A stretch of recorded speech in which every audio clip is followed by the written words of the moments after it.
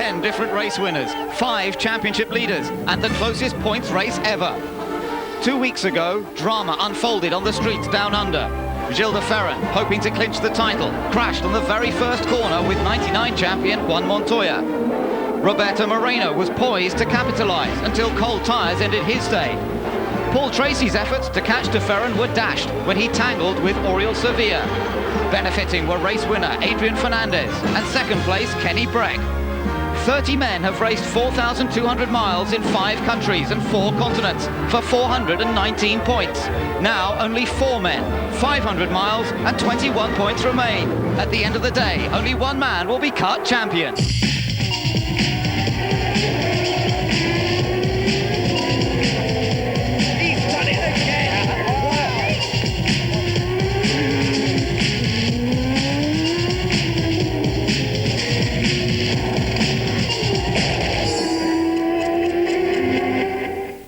The California Speedway lies some 60 miles due east of downtown Los Angeles, and this weekend it holds the season finale to the FedEx Championship Series. We're standing just outside the gates of California Speedway, and the atmosphere is already beginning to build as we expect to crown the champion here this afternoon. Who will it be? Well, coming into this race, 5 drivers have an opportunity to win the title, but Jeremy, we're already down to 4 drivers. That's very true. Roberto Moreno had an outside shot at the championship this weekend, but in order to have any real chance at all, he had to win the pole, he had to win the race, and he had to lead most laps as well. Well, in qualifying yesterday afternoon, Roberto Moreno did not manage to qualify in the pole. He's down in the mid-teens, and that's not what he wanted. For this year, Roberto Moreno's championship challenge, Ben, is over. His is over, but still 4 drivers in it. Now, Paul Tracy and Kenny Breck, they're still quite a long way down on Gilles de Ferran's points tally. They could, however, both still win this title. They need to win the race this afternoon. They need to see some bad luck affecting de Ferran and Fernandez. But just look at what we've seen from Paul Tracy sometimes this year with Team Green. Now, for the 2 main protagonists, that's de Ferran and Fernandez, they're both driving for 2 of the top teams in the series. They are, and it's been a to and fro battle all season long, not only between those 2 drivers, but literally a half a dozen others as well. It's boiled down, though, to really Fernandez and de Ferran. And those 2 teams, as you say, Marlboro Team Penske and Patrick Racing, 2 of the longest established teams in Champ Car racing. They were both involved, Roger Penske and Pat Patrick, in the formation of Championship Auto Racing teams in 1979, and they both know how to win races. They do, and a 6-point difference between them coming into this, courtesy of de Ferran's pole position in qualifying yesterday. Perhaps that'll be enough. Remember last year, the 2 main rivals, Franchitti and Montoya, tied for points. Well, de Ferran and Fernandez must be feeling nervous coming into what is probably the most important race of their careers. We caught up with them earlier on this weekend. Sometimes I see people too aggressive, I let them go. You know, just fight. I'm not interested. I'll be there at the end. And that's what it counts, I think. All I have to do is get to the end, and hopefully in the top 10 or in the top 12, which I think is very much within our abilities. But, you know, this is racing. Anything can happen, as it did in Australia. The 2 main rivals, then, who will be battling this afternoon over a long-distance race. This is a 500-mile race. That's well over 3 hours of competition, Jeremy. And tactics do change in this kind of race. Very much so, and you know, in 500-mile races, the key is to finish. To finish first you've got to finish. It's an old adage, and it's well overused perhaps, but in this sort of racing, it's never more appropriate. And you know, its strategy is very, very important in this race. Pit stops, there'll be 6 or 7 pit stops at least during the 500 miles. There's a lot of opportunities to make mistakes, if you will, and to win this race, you've got to minimize those mistakes. Just take this fact on board. Gilles de Ferran has never won a 500-mile race. Adrian Fernandez won this race last year. Perhaps that's going to make a difference. We're building up to the climax of the FedEx Championship Series here at the California Speedway. It's definitely pretty intense, because you look at the championship as a whole, and you know, a good day here can win you the championship. A bad day can potentially leave me in 9th in the points.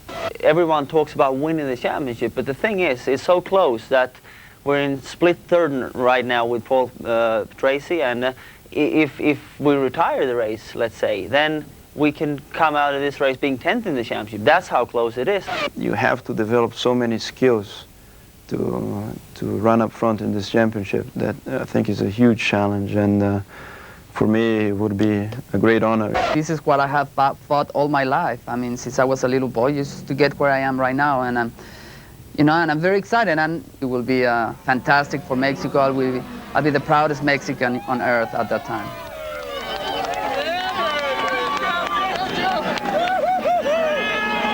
And Gilles de Ferran has taken pole position for the event. That's an extra point for him. He already leads the championship, but now his advantage up to 6 points over the Mexican driver Adrian Fernandez. Kenny Breck and Paul Tracy both win with a chance, but they have to win the race and they have to hope for some bad luck for the others. $1 million on offer to the winner of the race, $1 million on offer to the winner of the championship.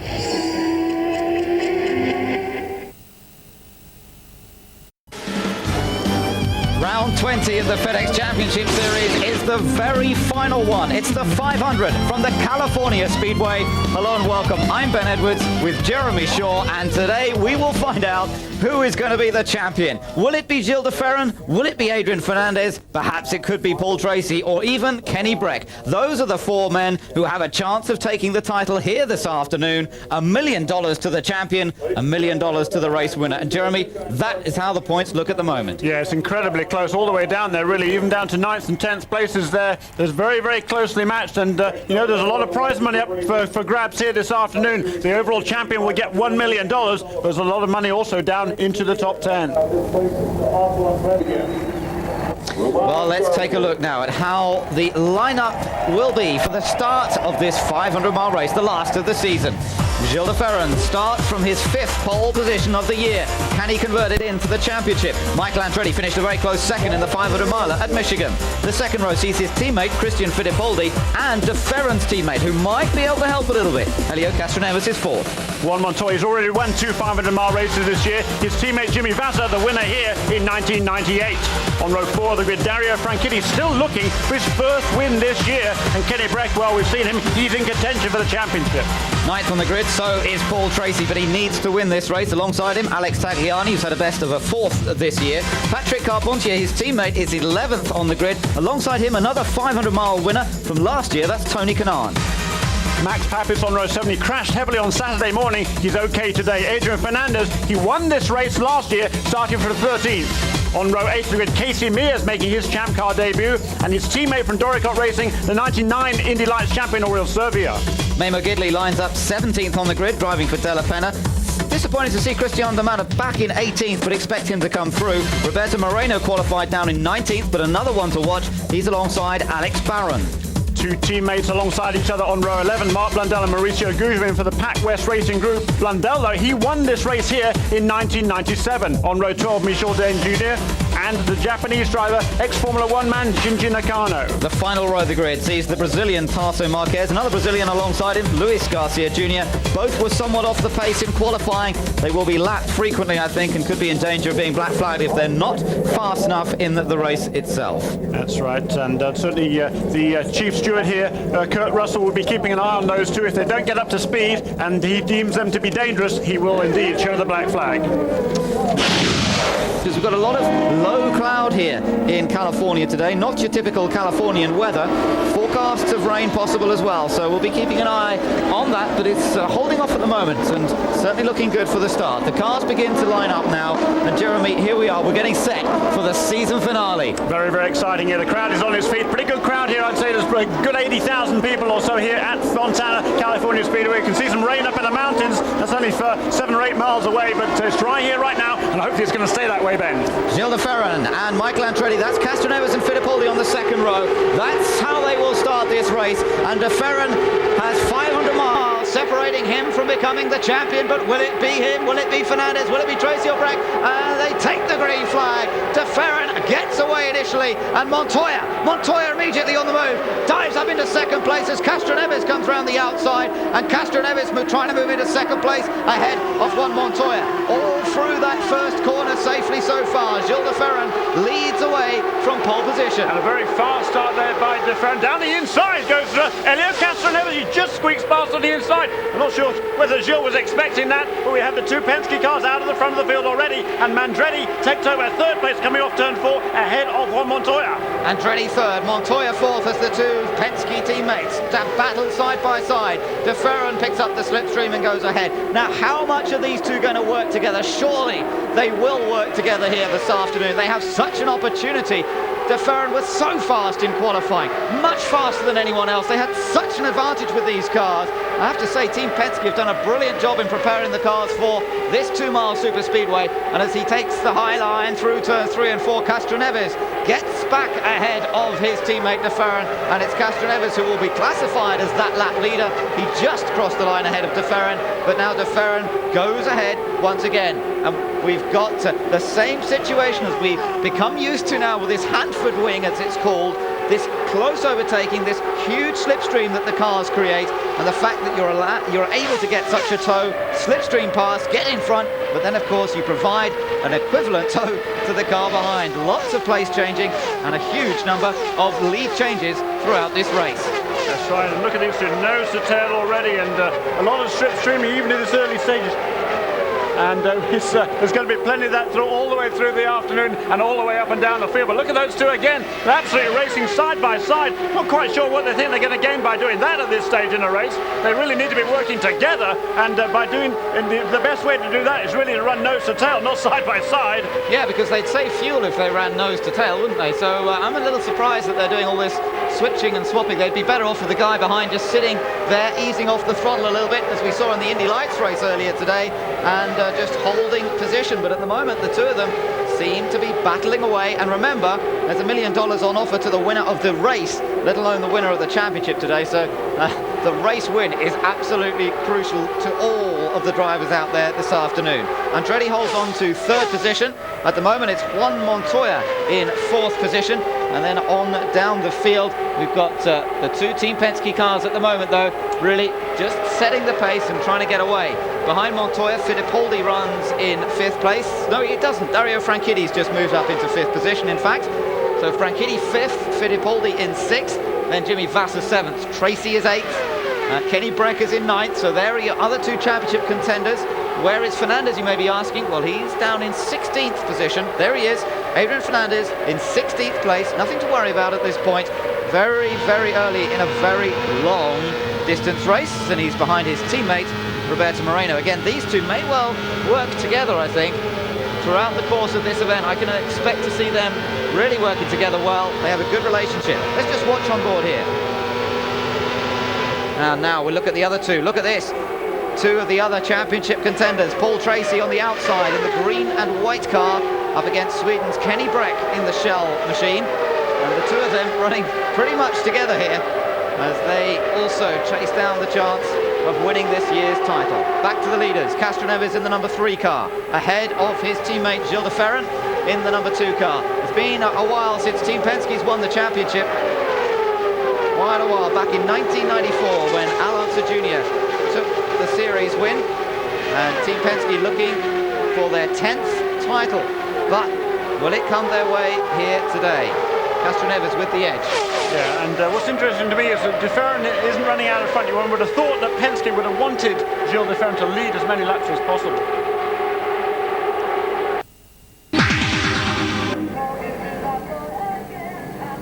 No action taking place at the California Speedway at the moment. We are in a rain delay, not heavy rain, but fairly light, consistent rain falling. There's a little bit of brightness to the west as we look out of our commentary box window. 33 laps of the race have actually been completed. It started on time. The track was dry when the race was due to start. We saw a good getaway for Gilles de Ferran from pole position. We saw him dicing with his teammate Elio Castroneves in the early stages. We just got to the first pit stop, and in fact that was caused by our first yellow of the day. We saw an accident involving Cristiano de Mata hitting some debris on track which had been laid down after a blown engine, a blown plenum chamber for Paul Tracy. So we have seen some action. We have had 33 laps. Juan Montoya was the race leader as the race was stopped. Franchitti was running in second, Andretti was running in third place. De Ferran had gone down to fourth after the first pit stops. Vassar was fifth, Kenny Breck was sixth, Tony Kanaan seventh, Papis eighth, Fernandez in ninth after making a quick stop, not putting new tyres on the car, and Tagliani was in 10th place. So that's the situation we're at right now, and we're just waiting basically, Jeremy, to find out what the weather's going to do next. Yeah, good opportunity there as one of the fans. Good opportunity to have a beer down in the concession stands here at the California Speedway in Fontana, and it's certainly un-California-like weather at the moment, but I have to say it certainly is a good bit brighter than it was just 5 or 10 minutes ago. I think the precipitation has ceased at the moment. The problem, of course, is it's not very warm this afternoon. They're only in the sort of maybe high 60s at best, and that's going to make drying out the track a little bit difficult. There's a little bit of a breeze that will help, but certainly it will take a little while yet to dry out the track before we get back to racing, Ben. Yes, and I can see that even the pit lane, looking from and there's a view in fact of the pit lane, you can see the concrete areas have darkened up, and that's because they're damp, and of course not only does the track have to be dry for racing to resume, but so does the pit lane. Otherwise you get a very dangerous situation of cars coming in quickly to the pits and encountering a wet surface. So that's where we're at right now with this season finale. It's a great shame because we had a great race going on. We seem to see the Team Penske cars dominating to a certain extent. They were running up front, but Michael Andretti, we've heard from Michael just recently, Jeremy, and he was running pretty quickly. He got himself into third position, and he did that despite not having full boost, because we heard from him a few moments ago they had some engine problems. Apparently so, yes. He said they were down on boost. They were a couple of inches down on boost. They run 40 inches of boost, manifold boost pressure on these turbocharged V8 engines, 2.65 litres, and if you're down on boost by 2 inches of boost, that's a pretty good percentage, and you can lose a good 80 or 90 horsepower in that situation. He said the boost was actually dropping away as well, Ben. Now let's take a look then at some of the highlights of the race that has been run so far, the 33 laps that we have had. Let's take a look at what happened. This was the start of the race. Gilles de Ferran from pole position managed to get away cleanly. Montoya was on the charge as ever, down on the inside, but Castroneves soon moved up and he took the lead from teammate de Ferran. In fact, they were basically just swapping the lead backwards and forwards for several laps. Yeah, they were trying to find out who was better running in front and the other following, see how they could figure out their fuel consumption. One car running behind the other, maybe get slightly better fuel consumption. These two though, Kenny Breck and Paul Tracy, they knew what they had to do coming into this race. They both need to win this race to win the championship. They were just inside the top 10 as our two leaders got into lapping some of the traffic. This was Alex Barron being passed on both sides by Castroneves and de Ferran, but then the drama began. Look at this, the plenum chamber of Paul Tracy's car blew off the engine, took the engine cover with it. Debris was then left on track, and look at what happened to D'Amata here. Bang! Destroyed the front suspension, took him into the wall, and that caused the first yellow, and it also meant the first pit stops. Castroneves at the top of the picture stalled his engine trying to get out of the pits. It meant that he went from leading the race coming in to being in 18th place when they came out. It was Montoya who led as they came out of the pits. Great stop once again from Target Chip Ganassi Racing. That's right, Simon Hodgson's crew there and Rob Hill and those boys, they always do fantastic work for Target Chip Ganassi Racing. They have got Montoya out into the lead of this race. It's the 11th time, or the 11th race that he has led this season. He only has a couple of wins to his name, and it really could have been a heck of a lot more than that for Juan Montoya. And you know, if things had gone his way, no question he could have been a very deserving, he's actually won 3 races this year, silly me, but he could have been a very deserving repeat champion. It wasn't to be, just a lot of circumstances beyond his control, but certainly Montoya has been a class act once again this year. Yes, he has. In relaxed mood this weekend, isn't he? He was joking with some of the other drivers in the press conference on Friday. He was fastest on Friday in the practice sessions, didn't qualify quite so well when it came down to it, but joking with Gilles de Ferran, Elio Castroneves, and Gilles was very complimentary in his praise of Montoya, saying that the series is going to miss him, he's going to miss racing against him. I think all of the drivers have a great deal of respect for Mr. Montoya. Yeah, they certainly do. There was some raised eyebrows when Montoya first came into this series, particularly as a result of an incident in Motegi, which was one of the early races of last season, and he came together with Michael Andretti during a practice session, and he came in for some flack for that, for just pushing too hard and driving over his head. But he's gained a healthy respect for the oval tracks, has Juan Montoya, and he's certainly become a master at driving on them, both in qualifying and in race conditions as well. He's a very, very good head on his shoulders, and I think he could well be a big star in Formula One if that Williams BMW is up to scratch. Now, if they finished where they are now, which they're not going to because the race will restart, but if they did, Montoya would actually get himself into third place in in the points. Look at that. And de Ferran would become the 2000 champion. But Montoya, he is out of the picture in terms of being able to win the title, but still there a chance of finishing third in the championship. There you go. I mean, he's ninth right now. Coming into this race, he was ninth, and if for you to end up with a good finish here, he can easily end up third in the championship. That is actually the best he can do. He's on 123 points. Adrian Fernandez in second place has 148, so that is just out of reach of Juan Montoya, but it just shows how much shuffling there is to be done in these championship positions before the end of, well, hopefully the day, assuming we can get some more racing in this afternoon. I have to say, it is, again, looking out to the west here, it is certainly getting a little bit brighter again, even than it was a few minutes ago, and I'm certainly pretty hopeful that we can get some more racing in before too long. That's right, let's hope so. We want to see the season finale today. It'd be a desperate shame if it gets delayed to Monday, but of course if they need to, they will do that. They will get the race in one way or another. Looking down over the start-finish area of this California Speedway, a track that's very similar to the Michigan Speedway. This track now enjoying its 4th year of running the Champ Car Series, and there's been some tremendous races here in the last few years. Of course, a tragic race here last year, which saw the death of the great Greg Moore, and that really was one of the saddest times I've ever experienced in commentating, and suddenly a lot of thoughts with Greg Moore here this weekend. Adrian Fernandez did come through to win that race, but it was a very low-key victory, obviously, after that news filtered through to the drivers. And this year they're back. Fernandez has a chance at winning the championship. Dario Franchitti, of course, a great friend of Moore's, well, he's running very well this weekend so far in the number 27 car. He's actually in second place, so he'll be hoping for good things once the race does get underway again. We'll stay with you, stay with our coverage here from California.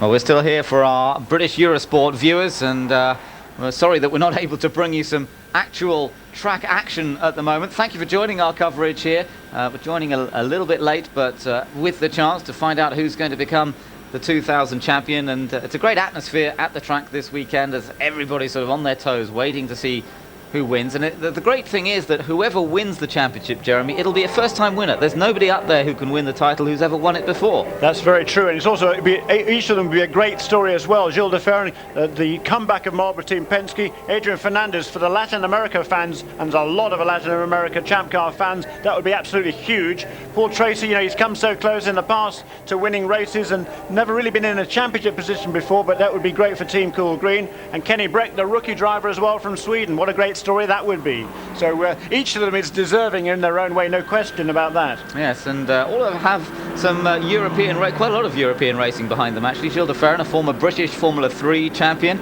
Adrian Fernandez, who raced in the British Formula Ford Championship and was a race instructor down at Brands Hatch. I remember working with Adrian so many years ago down there, and they're both of them dicing away here for the championship. Kenny Breck, of course, raced a lot in Europe. He raced in the European Renault Clio Championship, or Renault 5 Championship, I think it was in those days, and he also competed in the Opel Lotus Euro Series. And very nearly won the F3000 Championship. Of course, Paul Tracy too, he did some Formula 4 2000 racing in Europe as well in the middle 80s, and his way up through the ranks. That's right. So all have a good European heritage, and I think, as you say, any of them would be a worthy champion. But we do know that Tracy's out of the mix now, don't we? Because he has had that engine failure. He's out of it. So we are down to 3 now. It is going to be either de Ferran, Fernandez, or Kenny Breck who will end up as champion either today or tomorrow.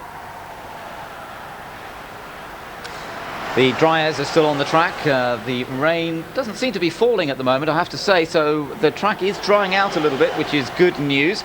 But how long it will take, I'm not so sure. Most of the fans seem to have cleared their seats as you look at the grandstands. That was looking pretty full at the start of the race, but at the moment very sparse as people go off to take the opportunity to get some refreshments. And we're just looking down on that grandstand from that big block you can see at the top of the grandstand.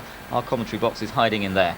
There's a lot of hospitality areas here. There's a lot of concession stands as well, and a big expo area behind this huge main grandstand here in Fontana. The side of an old steelworks here. In fact, just over the back of the grandstand there is still a bit of a smaller steelworks there now. Pretty interesting landscape here. Just looking at this championship, Jeremy, and how it's going to come out, we've got two of the long-standing teams, haven't we, who are battling for the win. Penske with de Ferran, Patrick Racing runs Adrian Fernandez. the two men behind those teams are the men behind CART. And look at their records. Many, many wins. Penske certainly with the edge by quite a long way, but both of them have had a lot of success.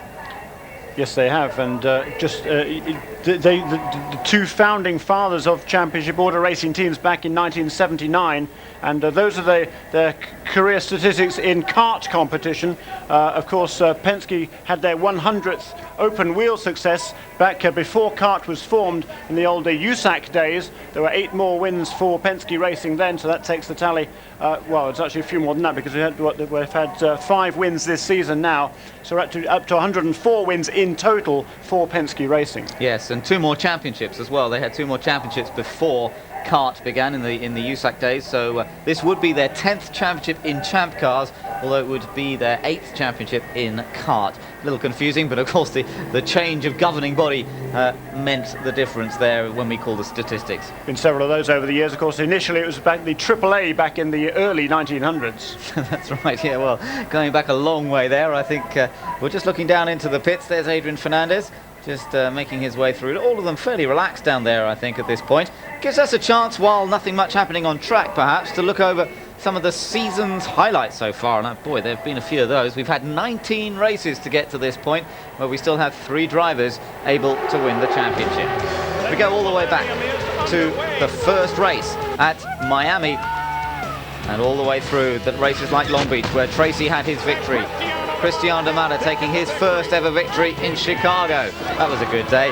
And a dramatic accident for Patrick Carpentier at Laguna Seca. That wasn't at the Olympics, that was at Laguna Seca, and that historic 100th victory for Roger Penske. Adrian Fernandez getting himself on the victory board as well. And that snow, oh dear, makes me feel cold, even now at Nazareth. First ever win for Roberto Moreno. That came at Cleveland, and that made him a very, very happy man. And what about this battle at Michigan between Montoya and Andretti, where Montoya just took the victory? That was fabulous. We're hoping for more of the same here. Max Papis took his first ever win, so did Elio Castroneves. Paul Tracy has had a great run throughout the season. But what about this amazing race we saw 2 weeks ago in Australia, where everybody seemed to be getting it wrong? Jimmy Vasser, he's taken 1 win. That came at Houston just a little while ago. We have seen some big ups and downs throughout the course of the year. Yes, we have. We've already seen 10 different winners this season. That equals the record in kart, which actually set last year, 10 different winners. And we've still got Dario Franchitti, and Kenny Brecker wants to get his name on the victory board as well. If he needs to do that in order, as we've said all along, to have a chance of winning a championship. So there's 2 at least potential drivers yet to get themselves in the win column this season, and they could easily do it this afternoon. Yeah, let's hope so. That would be fantastic to get another winner to add to the tally, and it has been so competitive. Jeremy, there's still a little bit of a battle going on in the manufacturers, although that is nearly wrapped up, isn't it? Yeah, it is. The last couple of races, Ford has pulled away. Honda had a bad weekend in Surfers Paradise there, and that lost them quite a bit of ground, and so it looks like Ford Cosworth seems to be had the inside track on that coveted manufacturers championship. They last won it back in 1995 when Jacques Villeneuve won the series. Honda has won 3 of the past 4 titles, Mercedes winning it in 1997, Ford hoping to win it here this afternoon. We'll be back with more in just a second.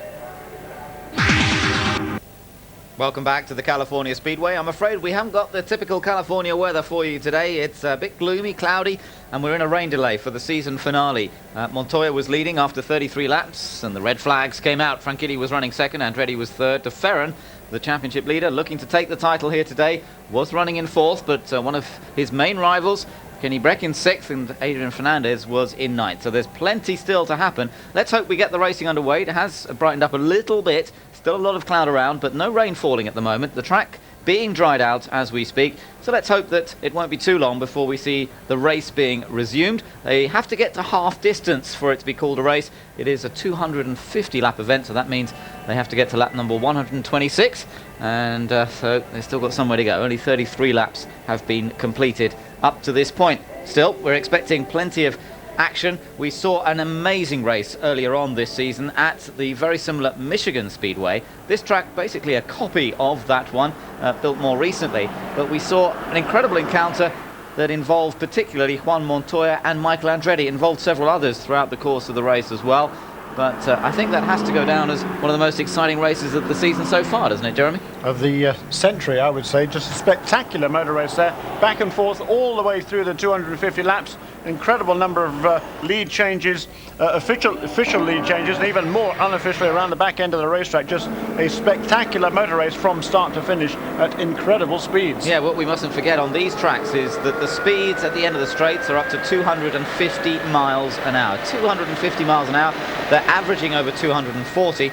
And as we mentioned before, Gilles de Ferran's pole position time here this weekend is a new record, a new world record for a closed course lap, and at over 240 miles an hour, beating the former record set by Maurizio Guterman at this track just back in 1997. So it's amazing how they've improved the cars. They've got these Hanford wings on the cars which have slowed them down aerodynamically, but of course the engine manufacturers have been working so hard to get that lost ground back, and they have done it now because they've broken the world record. Yeah, quite remarkable how much gains have been made by the engine manufacturers the last few years, Ben.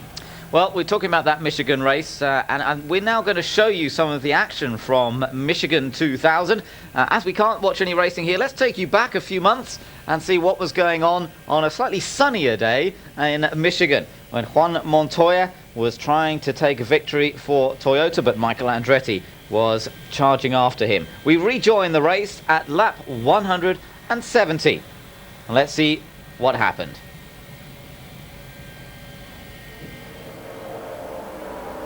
Welcome back to the Michigan Speedway, where the fans are being treated to a real racing display here this afternoon. Juan Montoya is our current race leader. They are behind the pace car, under caution after the accident to Alex Tagliani. Montoya, only one win to his name so far this year, the reigning champion, of course. He's had all sorts of bad luck so far this season. In spite of leading a good number of laps, he hasn't always been there at the end of the race. Let's just take a look at points scored compared to last year. And through 10 races last year, he'd scored 113 points. This year, he's scored just about half that, just under half of that this year. And again, look at laps led. Well, laps led is not too far down on what he did last year, but he just hasn't had the finishes. The laps completed figure really quite a lot lower there at 1,001 compared to 1,461. That's absolutely right, and that certainly has hurt him badly in terms of the championship point situation, but there is still a long way to go. And as you say, he has led an awful lot of laps this year. The Toyota engine coming into this race has actual fact led 45% of the laps this season, which is quite amazing considering they had led only a couple of laps before the start of the year. And this year they've, well, you certainly wouldn't say dominant engine, but they've been extremely competitive in every single race, and they could have won, woulda, coulda, shoulda, could have won half a dozen races at least. And certainly good to see Toyota up at the front there. And so far in this race here, we've had several of them run into difficulties. Of course, D'Amata is out of the race, and Jimmy Vasser is out of the race, but Montoya is there in the lead, and Oriol Servia still is on the lead lap in 11th place as well. Yes, and in 12th place is Luis Garcia. That's the car you're looking at the moment. Actually in a bit of a dice himself with Tarso Marquez at the moment for the final point, remember. Into the pits comes Fernandez to top off the fuel. And so that drops him down the order, but he'll stay on the lead lap, of course, with this stop under yellow. A little bit of strategy going on here for Patrick Racing. They've lost their other entry. Roberto Moreno, the championship leader, went out with gearbox problems, but Adrian, in spite of his very embarrassing spin out of the pit lane earlier on, still running in this race. Let's go and hear now from Kenny Bray. I had a chance to think about it. What happened in that accident? Well, you know, a place like this, you run side by side for basically 500 miles. You can't get away from each other, so it's very important that you leave room for the other competitors. And I was on the outside of another car, and he didn't leave room for me. And yeah, that's what happened. Had you run side by side with Christian any place else on the racetrack prior?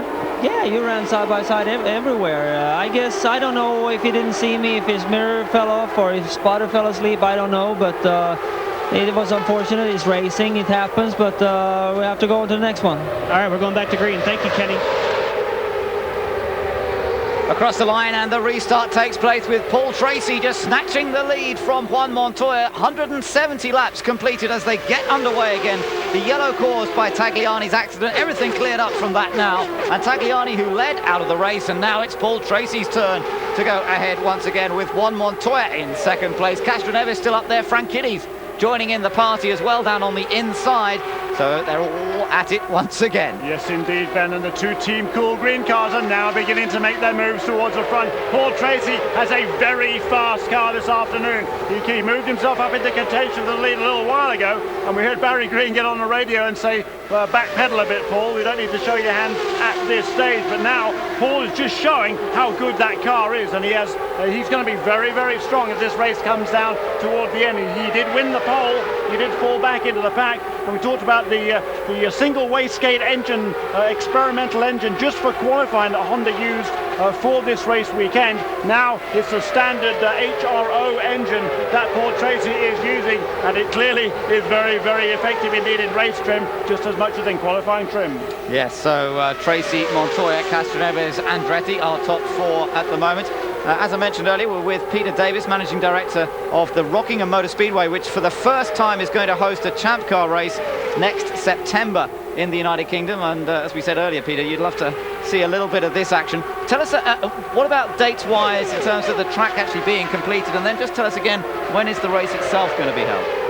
We're going to be ready with all the tracks and the track furniture, the pits and operational facilities at the end of this year, middle of January, and then the balance of the hospitality areas and so on for the end of March. And the race is on the 22nd of September. Look at the racing, it's just fabulous, isn't it? I know, I mean, this is just remarkable, isn't it? I mean, if you could get something like this in the UK, everyone's going to go completely wild, aren't they? Yeah, we're going to have it. So you just need to check out and follow the progress of the track on our website, www.rockingham.co.uk. Had to get that in there. Oh, I see. You had to get that one in there. Well, fair enough, and we're all looking forward to Champ Cars coming to the UK, no doubt about that. But what a race we have got on our hands here. Look at this. It's so difficult to call because they've still got some 75 laps to go, believe it or not, and the way they're racing is so intense. Max Papis in that little battle there now. He's in 5th place. Carpentier in the blue and white car right behind him. There is a lapped car in there. That's Mimo Gidley. But this is just such a huge battle for the lead. Tremendous stuff. Yeah, and Paul Tracy, when he led those couple of laps 171, 172, he became the 9th different leader today.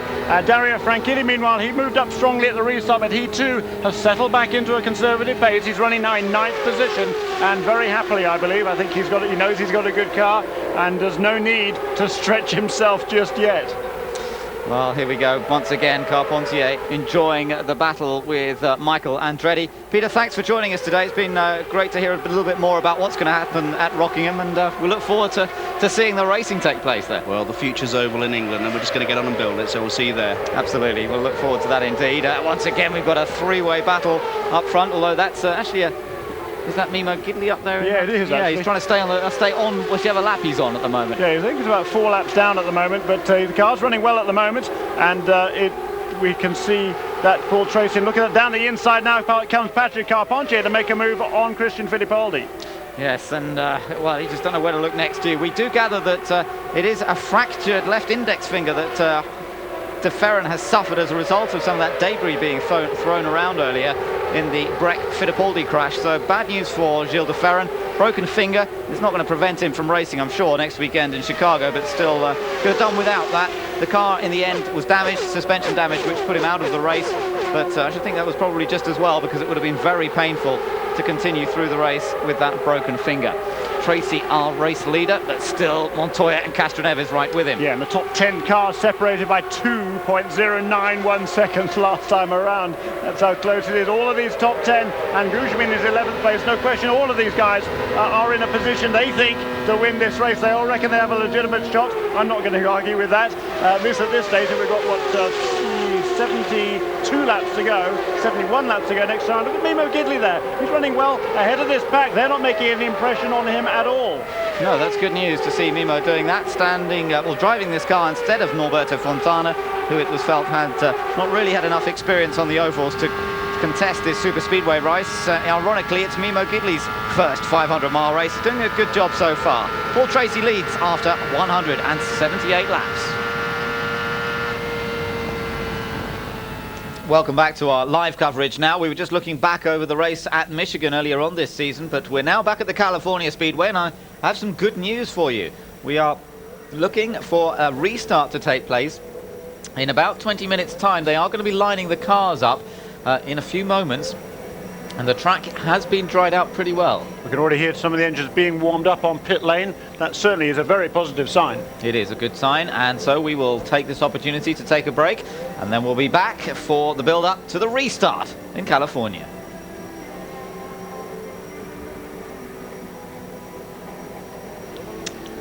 You can see the fans being told all about that as the lights come up on the notice boards just behind the pit lane there, and as we mentioned, the engine's being fired up down in the pit lane. The little awnings and covers that were put over the cars have been taken away, and in fact the pit lane's dried out quite considerably since this all began. I don't want to be a doomsayer here, but I'm looking out to the west again, and it looks a bit damp over there. I think the clouds are moving in again, but let's think on the positive side, and right now we are certainly looking forward in keen anticipation here of a restart in just 15 minutes or 20 minutes or so. Well, let's hope so. There's Dario Franchitti down at the Team Green pit, staying with that team next year, of course, and hoping for some better luck, perhaps, than he's had this season. Started the year with that hip pelvis breaking accident in testing at Homestead, and that really set him back. Not just that, it wasn't just the recovery to fitness, but working with a new race engineer that took a little while to develop. And then the luck just has gone against him, I have to say. He's been running competitively at a number of races, but things have gone wrong. That's right, generally qualified fairly well. The last two races, of course, complete disaster for Dario. He's completed a total of 3 corners. In Houston, he made a mistake on the exit of the second corner, clipped the wall, and a few corners later he was out of the race in the wall again after the suspension broke. And then last weekend, or 2 weeks ago I should say, at Surfers Paradise, he was taken out in an incident at the first corner. That's right, and that really wasn't his fault, was it? He was sort of tied up in that accident that occurred between De Ferran and Montoya. Tracy sort of involved slightly off to one side as well, and that put Dario Franchitti out of the Australian race, which was a great disappointment for him as he'd run so well there in the past. Hoping for a bit of better luck this time, running in second position. So let's see if the Scotsman can pull something out of the bag in the final race of the 2000 season. Taking a look at the skyline here in California. Actually doesn't look too bad in that picture. It looks almost bluish, but I'll tell you, it's a lot grayer than that. Yeah, and that's looking off to the east as well, which is where the weather is going to. If you look out the other way to the west, which is where the weather is coming from, doesn't look quite so bright, unfortunately. It looks as if there is some rain coming this way, but the crowd certainly is beginning to get back into their grandstand seats here, and we are certainly at this stage planning to go back to green flag racing within the next quarter of an hour or so. Well, let's hope we can. We're going to go back to the Michigan race that we showed you just a few moments ago. We're going to go back to the final stages now of that Michigan 500 and see how that amazing race came to its conclusion.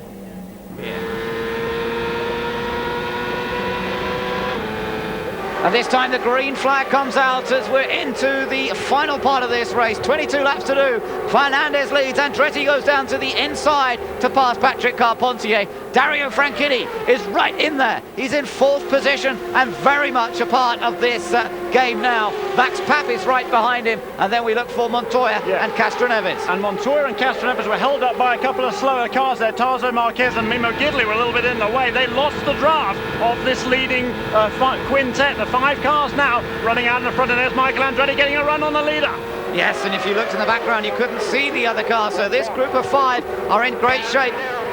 Michael Andretti gets past Fernandez. Dario Franchitti's up on the outside now, trying to get past Patrick Carpentier. Boy, we have got a tremendous race in prospect here. Now, looking back in the distance, we're trying to spot Castroneves and Montoya, but as you say, they got pretty badly held up, and there is that big gap between them. Yeah, 2.6 seconds between Papis and Castroneves and Montoya, absolutely side by side as they came across the start-finish line. Montoya making the move on Castroneves, but at the front of the field, Michael Andretti in second place now. Here's Dario Franchitti, and making a move on him into turn 1 goes Adrian Fernandez. Yes, but Michael is beginning to pull away a little bit up front. This is the sort of pace we've seen from Michael all weekend, and now he's got his opportunity. He is beginning to pull away. This is the battle for second. Looking at Dario Franchitti from the back of Fernandez's car. Franchitti going to the outside, but this is all assisting Michael Andretti. Last lap around, Juan Montoya, 230.4 miles an hour. He is absolutely flying, and he is towing up to the lead pack with Castroneves right behind him. You're spot on, there he is. There is Montoya. Look at this. Fernandez in the middle, Papis down on the inside. Papis has to back off a bit there, and now he's going to watch out for Montoya, and coming into the shot. There he is. Montoya's passed. and Montoya, plenty of fuel on board that car. He's got the wick turned up, and he's going for it now. Tracy still down in 8th place, has still got a bit of work to do to catch up to this group. He made a later stop and really got a bit left behind at the restart. And now look at Montoya finding a way past Dario Franchitti as well. Montoya is flying here. Wow, great stuff. This is really, really exciting. We're getting down to it now. New tyres on that Chip Ganassi car, and he makes the move to the inside of Dario Franchitti, who, of course, his tyres are now already 30-odd laps old. The two men who battled for last year's championship, Montoya and Franchitti, who've had such a tough time this season.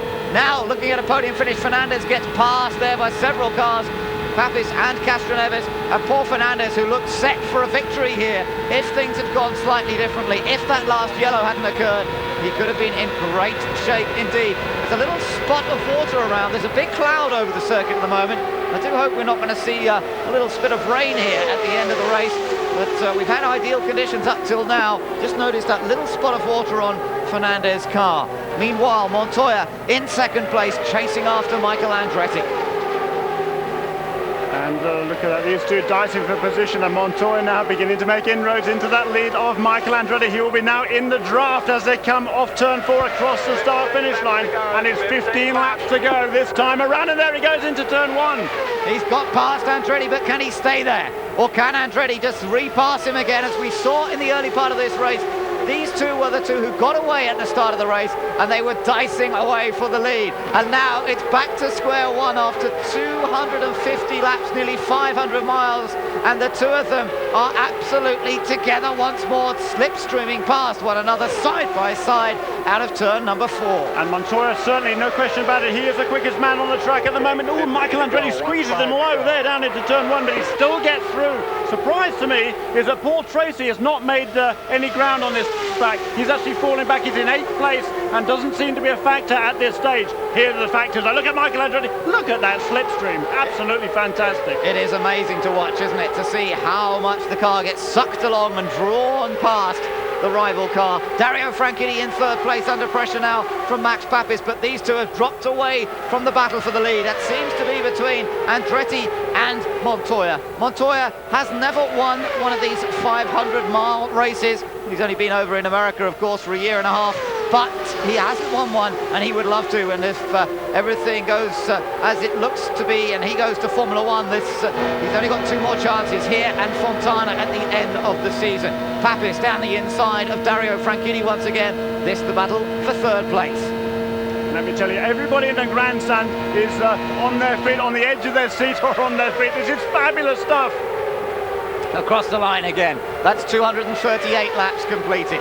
250 lap mark coming up. Just 12 laps to go here on this 2-mile superspeedway. What a dramatic race we have witnessed this afternoon. And now we're into the final play. Juan Montoya moves to the inside again. And it reminds me very much of that 3-way battle we saw between Vasser Zanardi and Greg Moore a few years ago. What a tremendous race that was, and the late Greg Moore came through to win that in dramatic form. Look at that slipstream, isn't it incredible? And these two, they were dicing this way at the beginning of the race, and they're doing the same again now. And funnily enough, the pace of the leaders now is around about the same as it was early on. Looking back at my chart here, they're doing 32.0, 31.8, 31.9 at the beginning of the race. That's exactly the lap times they're doing now. And in miles an hour, 225 miles an hour. Well, this is, I don't know what is going to happen here, but let's just hope they can keep it clean, keep this good racing. And it's timing. It's going to be down to timing of the run that is going to be so crucial. And how do you predict that? Trying to work out which one is going to be ahead across the line. That's the key. Look at it side by side here through turns 1 and 2. Flat out all the way, and Montoya slots in behind Michael again, picks up the slipstream, dives to the inside and retakes the lead. Hear the radio told that he's clear, and the spotters really coming into their own now. They've got to tell these drivers when they're clear of one another so they know to retake the line. Look at this, wow. Andretti gets past once again. Yeah, and since this is going to be at Juan Montoya again, he always seems to be the one that is out front at the start-finish line, as you correctly said, Ben. It's timing that is going to be the crucial thing here. And I don't think, not sure whether you want to lead across the start-finish line last time around. You perhaps do. You perhaps want the other guy to make the move into turn 1, so you can make the move into turn 3, and they're thinking ahead, no question, these two. Michael Andretti has a little bit more experience, but Juan Montoya, he has some amazing straight-line speed on that car. He can run quicker than anybody at this stage in race when he's out in clean air. These two have developed a healthy respect for one another. It started badly in their first relationship when they almost came to blows in Motegi after Montoya felt that Andretti hadn't been helpful, and Montoya himself almost put Andretti in the wall. I'm glad to say that they've sorted that out in the time that Montoya has been in Champ Car racing, and the two have developed, as I say, a pretty healthy respect for one another, and this is great racing that we're watching here. Andretti crosses the line ahead that time. 7 laps to go. It's all going to come down to the final lap. Dario Franchitti trying to finish on the podium here today. Needs to get his season, needs to give it a kick start. Finished 5th here last year. Can he do a little better this time? And Mauricio Gugelmin has had a problem. He's been the black flag and has come into the pits, and he was running at the tail end of the lead lap in 9th place. He's lost that place already to Oriol Serbia. Side by side once again, and the two of them, if anything, are going to be caught again by Dario Franchitti and Max Papis behind. Well, that could be fun, because then we might get a 4-way battle on the last lap. Patrick Carpentier not far behind. Castro Neves is still running 6th, Fernandez 7th, Tracy 8th, Sevilla in 9th. This is just great. We've got 5 laps to go here, and now we're getting down to the nitty-gritty. Michael Andretti, he holds that lead, a tenuous lead over Juan Montoya. Look at the draft that Montoya gets, and they're side-by-side across the start-finish line. First and second place, and third and fourth equally side-by-side. Just watch these two drivers on the top of their form. The young charger, the man, Juan Montoya, presumably heading for Formula 1, up against the man who has won more races than any other active kart racer, and more races than almost anybody else except 2, AJ Foyt and his father, Mario Andretti. The only people who've won more races than Michael himself. And this is a real challenge between 2 different generations of race kart drivers. What a fantastic confrontation it is between these 2 very different men. And Montoya and Andretti, both so competitive. Absolutely, they are. They are 2 of the hardest chargers in this series. You don't give either of them an inch, or if you do, they'll take it. They'll take full advantage of it. At the moment, it's Montoya with the slide edge, and the slower car, that's Luis Garcia right in front of him with a bit of luck. Hopefully Garcia will stay out of the way. Please.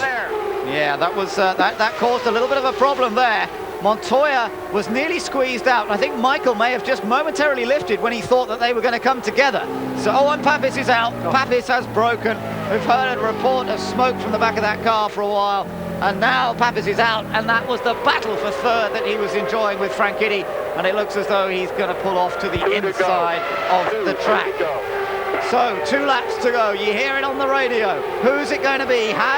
Who's got it timed to perfection? Michael has picked up the slipstream again a little bit. Montoya moves down to the inside of the track, trying to break the toe a little bit now, but Michael is ideally placed. They will get the white flag this time around. Andretti goes to the inside. Will he lead across the line this time, and will that put him in the right place to take the win? They come through turns 3 and 4. The white flag comes out, and it is the final lap here at the Michigan Speedway. Michael Andretti leads. Juan Montoya is in second. He goes for the move down the inside into turn 1, but that could be a mistake, because it could allow Michael to repass on the back stretch. There is a car ahead of them. Montoya in the lead. Michael comes back to the inside, gets the slipstream, heads into turn number 3, slightly ahead, does he?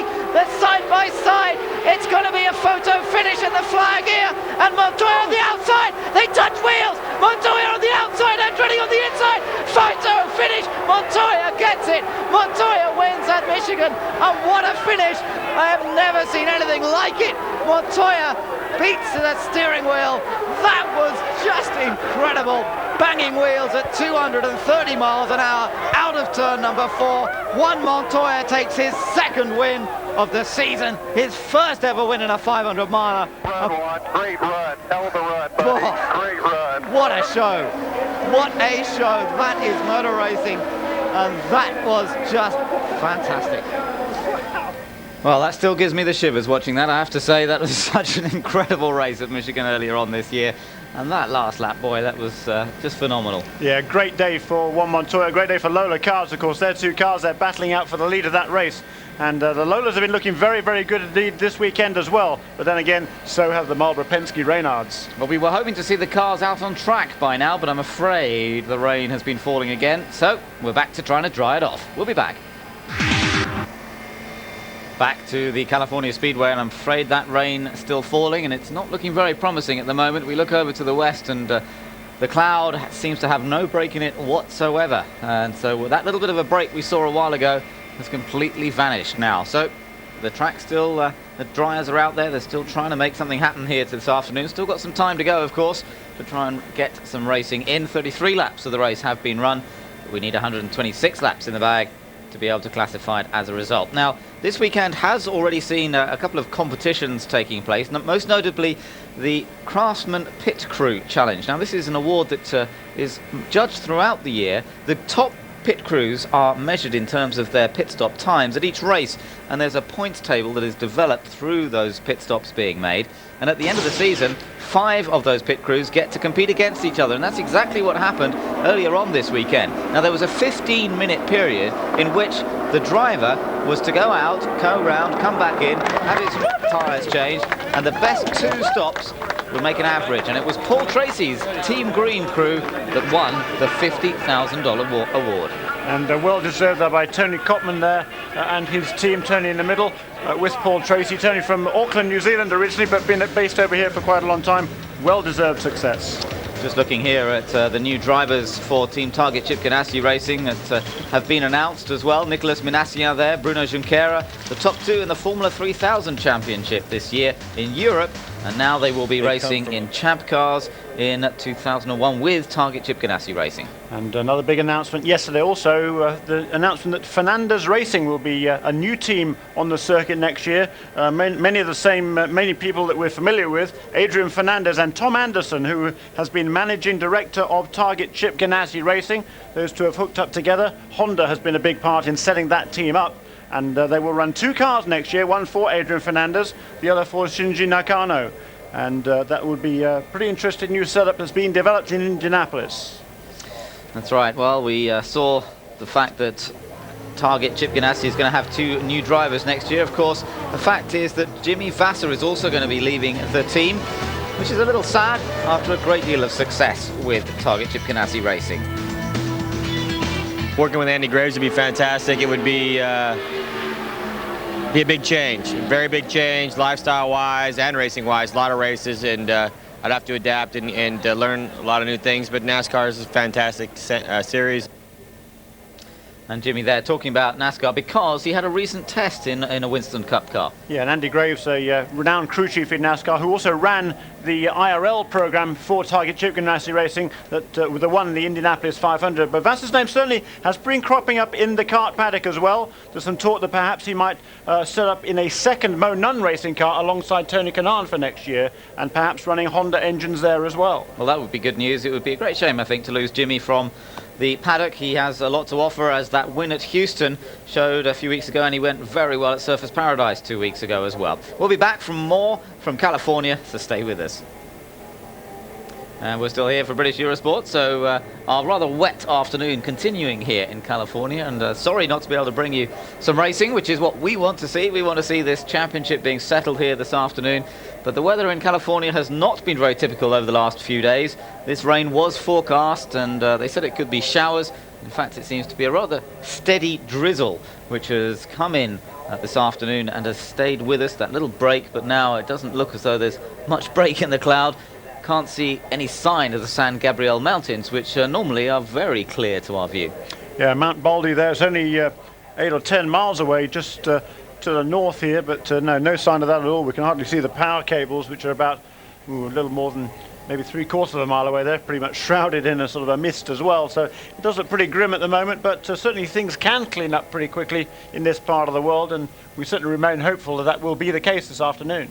We do indeed, but let's just keep our fingers crossed that we get a race in. Of course, if it doesn't happen today, it will happen tomorrow. They will always run the race on the Monday. We've had that several times this season, as we mentioned earlier on. We had it happen in Japan, where they had to delay it a day. We had it at Nazareth, where they had to come back a completely different weekend because it snowed on the Sunday and it was still so freezing cold on the Monday. There was no chance of actually running the race on the Monday. And Milwaukee also was rained off on the Sunday to be run on Monday morning.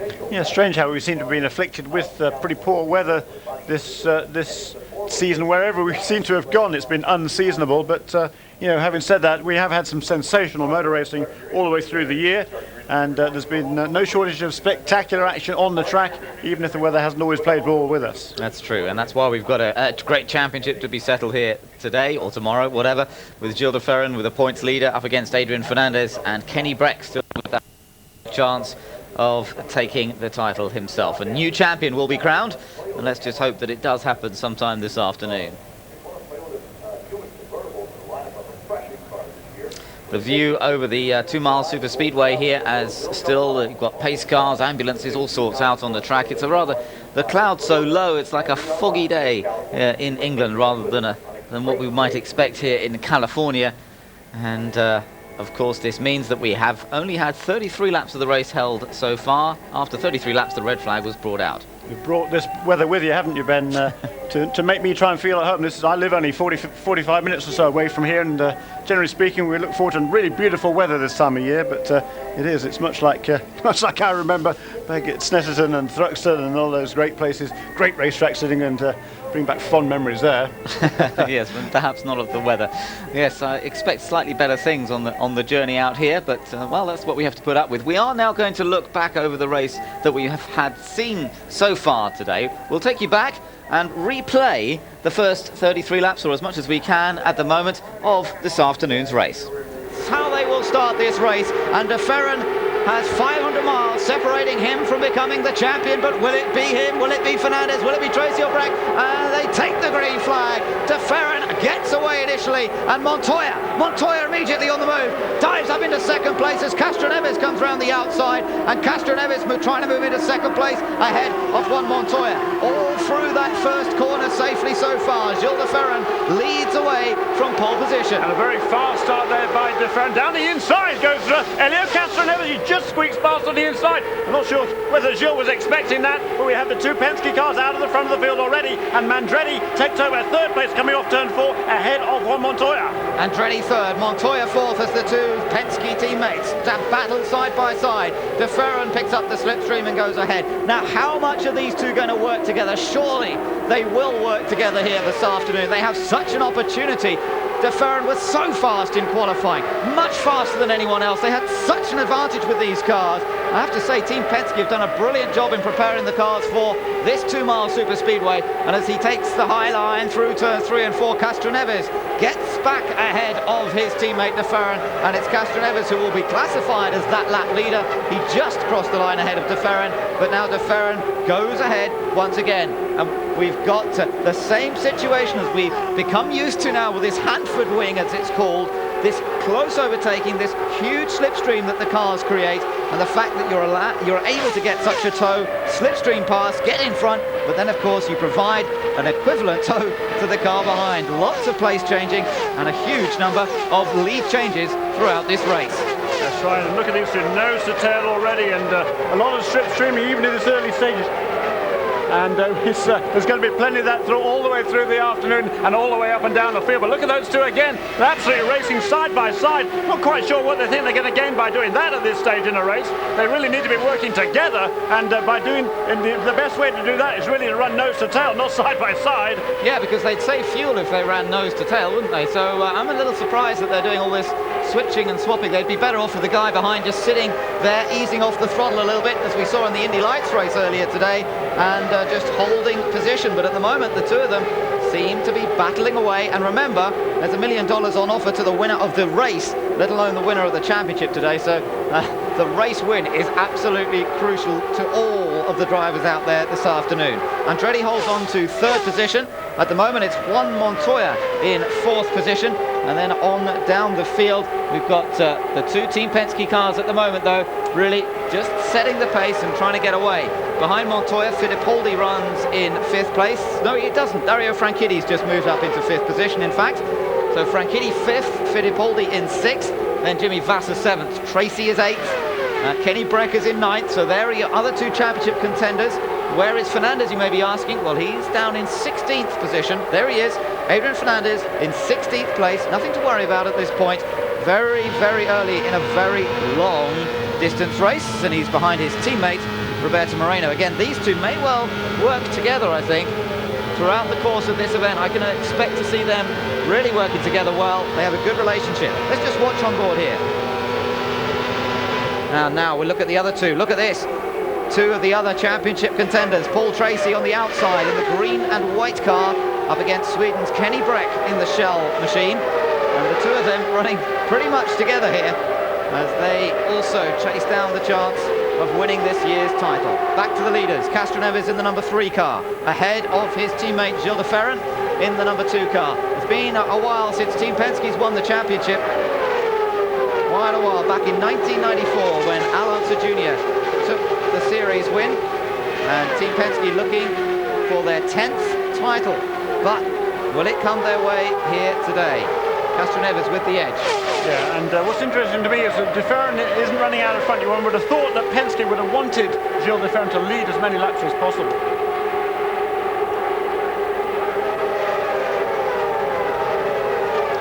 Michael Andretti holds on to 3rd as we just watch them come across the line once again, and 9 laps completed.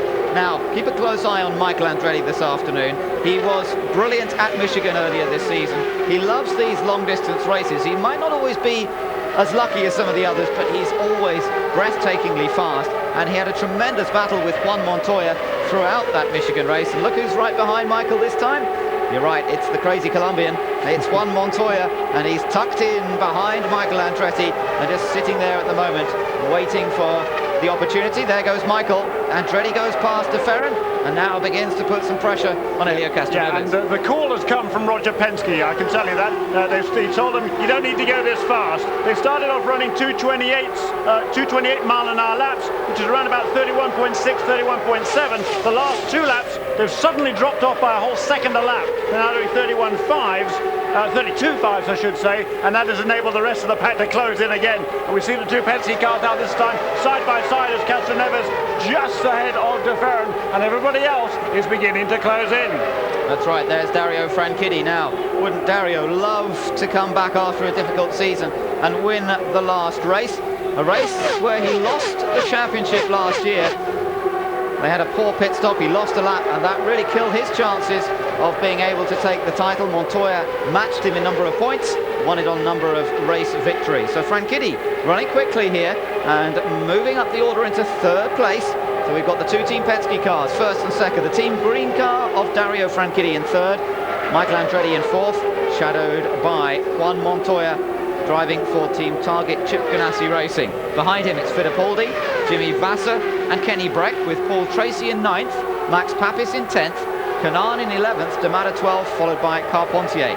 Kenny Breck still battling here with Paul Tracy. Interesting to see these 2 hard at it, and both of them needing to win the race this afternoon to have any chance of winning the title. There is the top 5 at this early stage, just 11 laps completed out of the 250. We'll be right back. Well, that's how the race was looking earlier on, before the rain came in this afternoon. We did have some dry running, 33 laps we managed to get in, and that's what was going on before all this rain came in and has delayed it. And I have to say, it looks like a very, very foggy day here at the moment. We look over to the left out of our commentary booth, and we can't see any of the buildings that are normally just at the sort of opposite end of the track, virtually almost shrouded in low cloud and fog. But we're still here, so stay with us for a bit longer.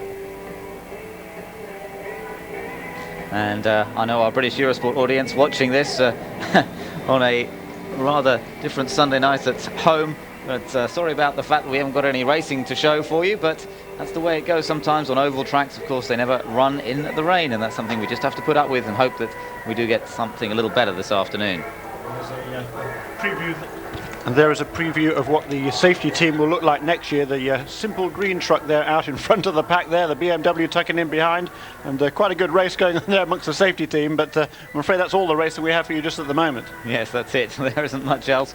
The cars down in the pit lane have been covered up again. They've got all their tarpaulins. Look at the fans as well. They've managed to find tarpaulins on coats and jackets from somewhere or other. Concession stands are doing a good business down the back, I have to say, selling lots of t-shirts and Macs and hats and things today. They'll be, it's probably good news for the concession stands when you get a rain delay. It probably is for California Speedway, and try and get some more people here. Either, well, it's looking increasingly like they might have to come back tomorrow, but it's not yet 2 o'clock in the afternoon here, so there is still plenty of time, plenty of daylight available if this weather moves on past. That's true, yes, plenty of daylight. The clocks went back here last night, as they did back in the UK, and of course that means that it will get dark a little earlier than it has done the last couple of days. That was good news. An extra hour of sleep never goes amiss, does it? No, that's right. Well enjoyed that was, but unfortunately we're not seeing much going on down there. I think all the drivers have probably gone back to their motorhomes now. I haven't seen any drivers down in the pit lane for a long time. They've all vanished very sensibly, and perhaps just stocking up on a bit of food, just waiting it out, and that's what everybody has to do. It's part and parcel of oval track racing, and just something we have to put up with. It's just seems like we've had an unlucky year this year. I know the last few years when we've been doing this, Jeremy, we've only had 1 or 2 rain delays. We've had several where it looked like we were going to get it, but this year we really have had a whole bunch of them, and it's a bit of a disappointment, but it has to be lived with. Looking down over that pit lane area as the teams keep the cars covered up. Everybody waiting, hoping that we will get some racing in this afternoon, but it's actually got worse and worse over the last half an hour or so. Really closed in around us, this rain, and things not looking promising. Meanwhile, let's go back to the race action that we did have here earlier today. Let's rejoin the race from earlier on. Welcome back to the California Speedway, where the final race of the FedEx Championship Series is underway.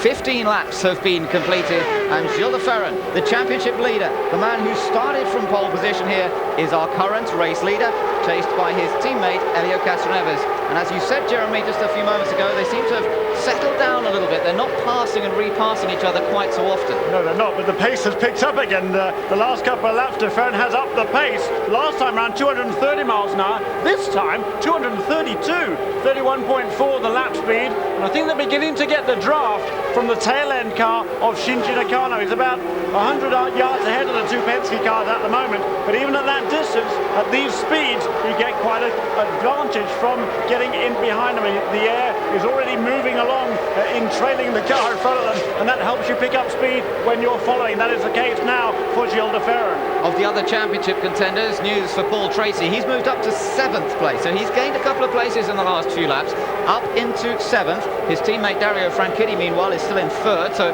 Team Green look to be in good shape here, and Kenny Breck is in 9th position. Adrian Fernandez, meanwhile, hasn't really made any progress. He's still following his teammate Roberto Moreno, both obviously on the lead lap at this point, but they're down in 16th and 17th places.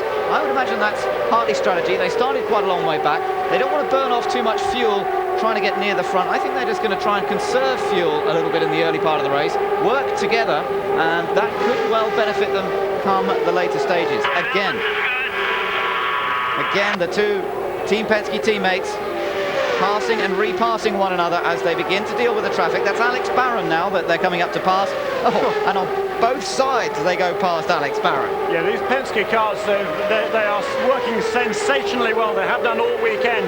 The other Reynard chassis seem to be struggling a little bit. I would say that from what we've seen in practice and qualifying, the Lolas seem to have a slight aerodynamic advantage over the Reynards. Well, the Reynards except for the Penske Reynards. The Penske cars in Poole, England have worked awfully hard on developing these cars, and they're getting drag out of these cars so they go down the straightaways just a little bit quicker, and that work has really seemed to pay it off. Those two now beginning to stretch the legs over everybody else. You're looking at Paul Paul Tracy behind Christian Fittipaldi here. There's a battle all for 6th position. So Tracy still on a bit of a charge. We're hearing that Fernandez is reporting a bit of push from his car. Now that means understeer. It means that the car is not handling to his liking, and it means he's basically having to hold on, try and get the best out of it in the early part of the race. They will be able to adjust the front wing in particular to improve that situation, but it just depends if he can try and stay with the leaders for as long as possible before he makes his first pit stop. So, lap 22 out of 250. We're still, about 15, maybe a little more laps away from the first round of pit stops. They should be able to get to about 40 laps with one tank full of fuel, and they're also going around Alex Barron, Paul Tracy, who's now got past Christian Fittipaldi by the looks of things.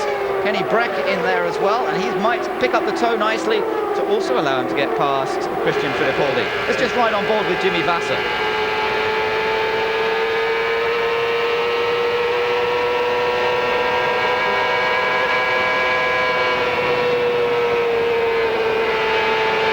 Pictures as he gets, oh no, there's some debris, yellows, debris. We saw some bits of carbon fibre, and I don't know where they came from.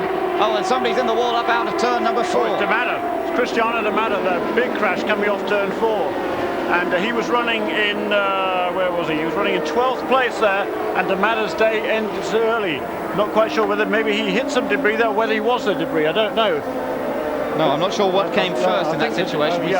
You were talking about debris. I was looking the other way, and we could see his car up against the wall there as well. Look, no engine cover. Engine cover on Paul Tracy's car has disappeared. Yep, that's what happened. The engine cover, I think, will have flown off the car, and when it hit the ground, it will have disintegrated. And either Cristiano D'Amato was running very close behind him. He was actually behind Tony Kanaan there, his good buddy. And whether Kanaan jinked out of the way and left Cristiano facing a big piece of carbon fibre, I do not know. There is Cal Wells, the team owner for Cristiano D'Amato, and Cal is struggling to put his team together next year. Cristiano, we believe, is off to Newman Haas Racing. He seems to be out of the car, and they're being consoled, if you like. They're just taking a bit of a breather with the safety team, and there's a biggest chunk of debris there.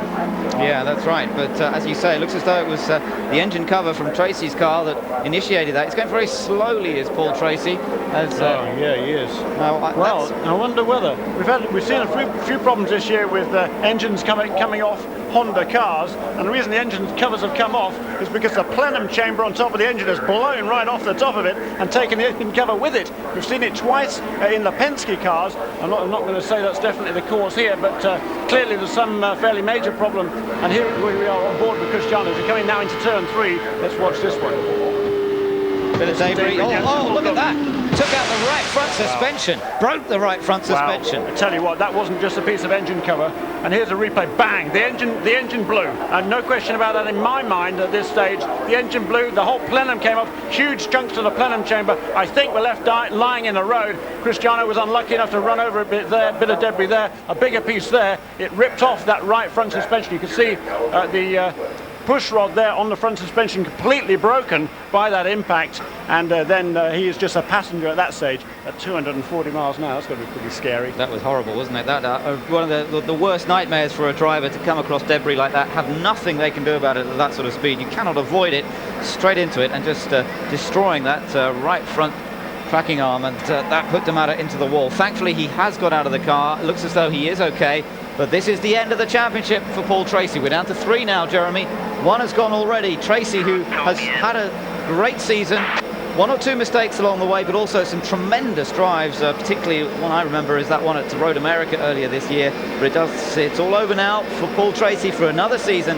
He's not going to be the 2000 FedEx champion, and he's sitting down there, no doubt, feeling absolutely miserable. Nothing he could do about it. That engine let go, but the boys at Honda will be desperately disappointed. Yeah, they will, and we've seen it. We've seen it twice already this season in practice and qualifying with the Penske cars. The first time we saw it was in Toronto, and there's an incredible picture.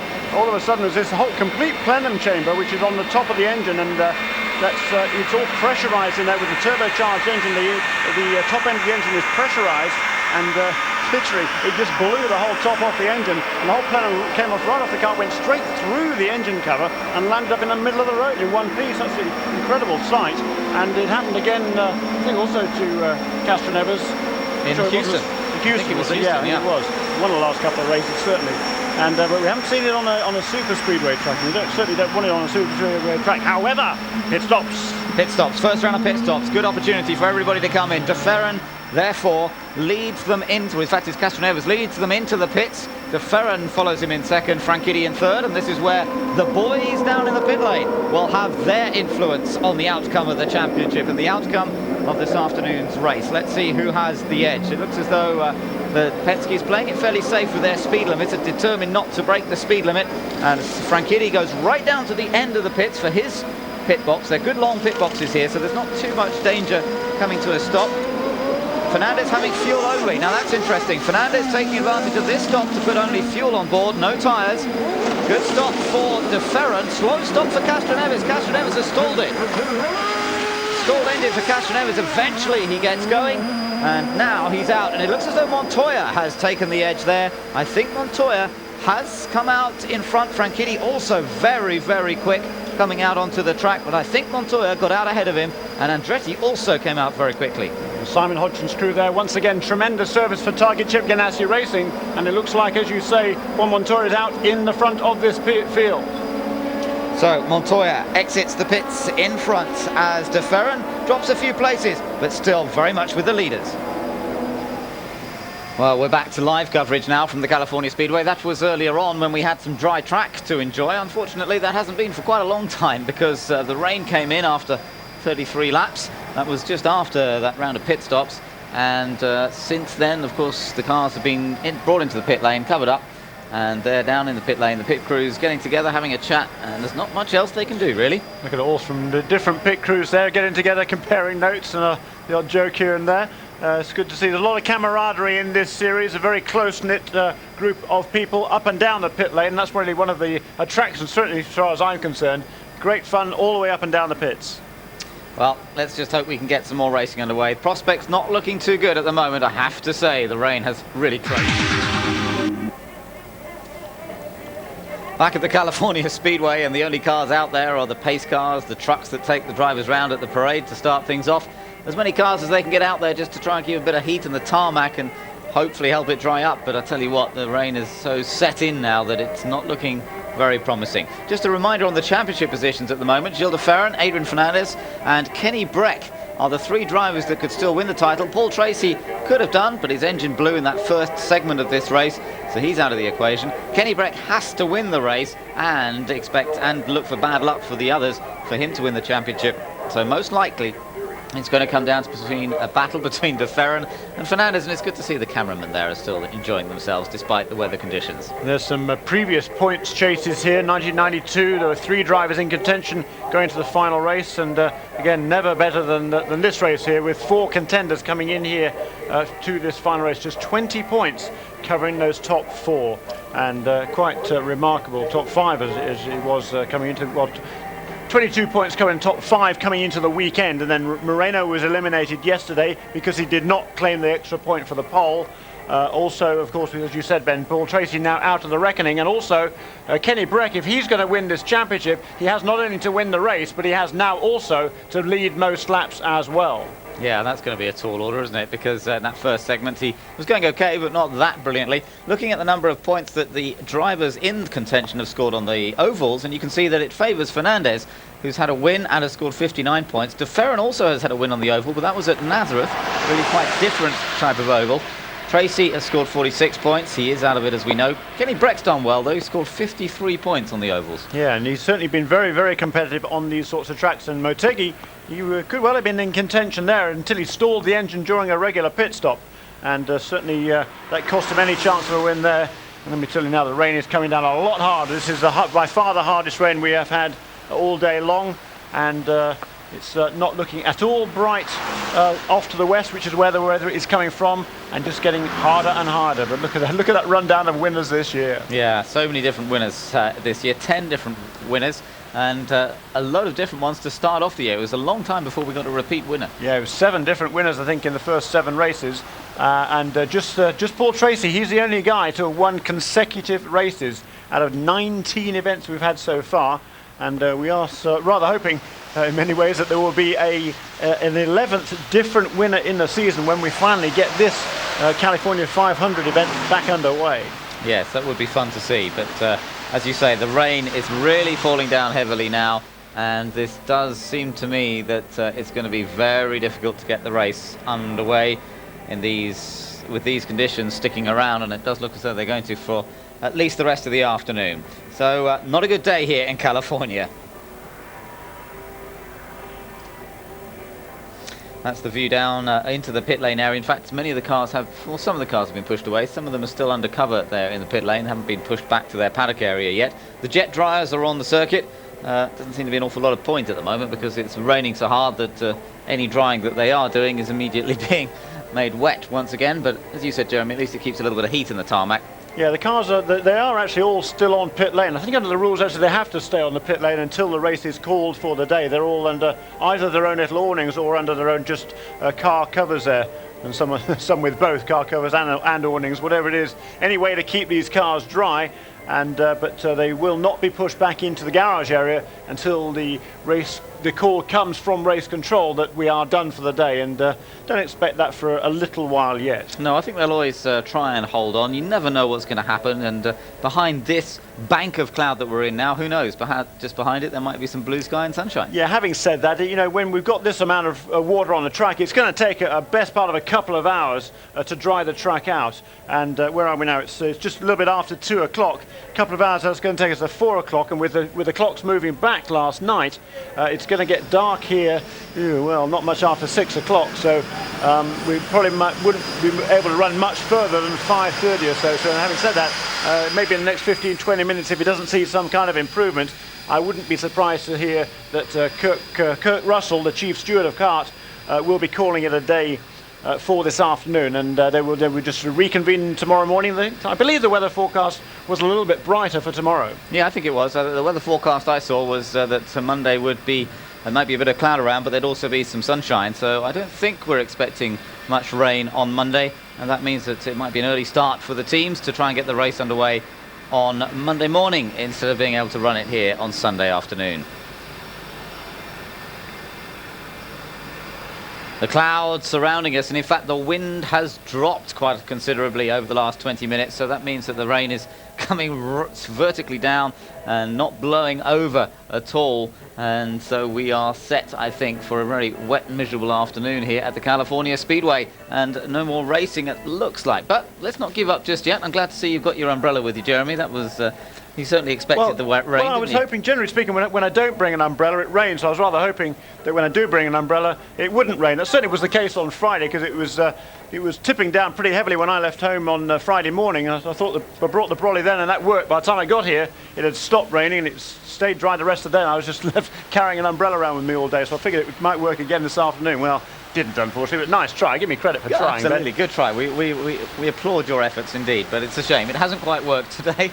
And looking out of our commentary box, just looking at the rain fluttering down the side screen here, there's not much chance of it stopping at this point. Now, we've got a chance to look back at one of the other races that we've enjoyed just recently. In fact, the most recent race, the Australian race held at Surfers Paradise, a very different kind of track, of course. It's on the street circuit in Surfers Paradise on the Gold Coast of Australia. It was a race filled with incident, really all sorts of stuff going on there, and an amazing sequence of events that put some people out of the running for the championship and brought people into the running even more than we might have expected before. Now we're going to go to the race after 44 laps have been completed and take a look at exactly what was going on. I was commentating the race with Guy Hobbs on this occasion, and we were enjoying a race, as I say, filled with incident, lots to look at, and lots of important things going on in terms of the championship. Let's go back to the Surfers Paradise event. We have a lot of attrition in 500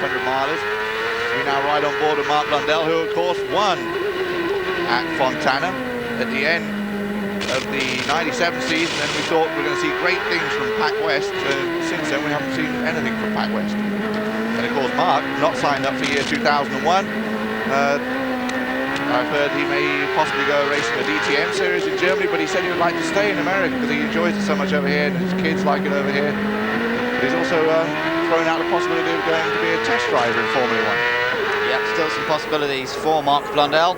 But as you say, it doesn't look as though he's going to be driving champ cars next year. I'd like to see him stay in the champ car series. I think Mark adds a lot of colour to the series. And I think a lot of the other drivers get on very well with him too. Right now he's not getting on very well with Luis Garcia Jr. No, but these two have been waved past the pace car, remember, and I think they've got a hold station. So they're basically going quickly to try and rejoin the back of the leader group. And the pace car trying to pick up the race leader. And oh, Garcia trouble on the yellow. Well, that's a bit silly of him, isn't it? Now, can Mark overtake him there? I don't know. There was a yellow flag displayed right there. Luis locked it up, racing hard on the yellow.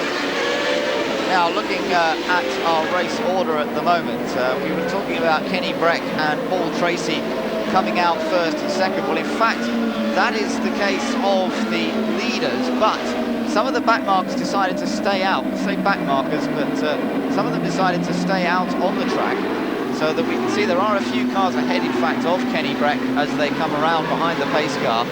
And in fact, Fernandez is at the lead of that group. How would you like to be right now, young 27-year-old Jason Bright, first kart race in Australia on your home ground, and you are the first guy in front of what is really the leaders, Breck, Tracy, and then Fittipaldi. Now, it's interesting to see that that Adrian Fernandez is at the front of this little group. Of course, he made a pit stop a little while ago and hasn't decided to come in on this stop, so they're obviously pursuing a bit of a sort of risk.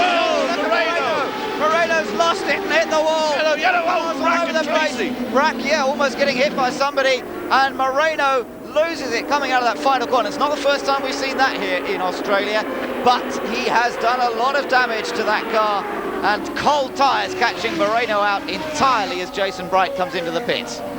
Take a look at this. Gets it on the power. Alex got it sideways, and Roberto gets it completely sideways and around. Hits the wall now. Oh!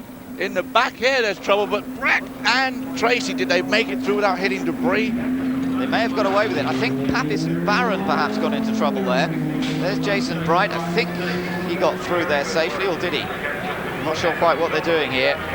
Take another look. They've got it back up on the jacks again. There's some sort of problem here. Oh, no, it's a great shame because he's been running well. And dear, oh dear, Patrick Racing cannot believe what they've just seen. Moreno looping it out of position. The yellow's on and out again, of course.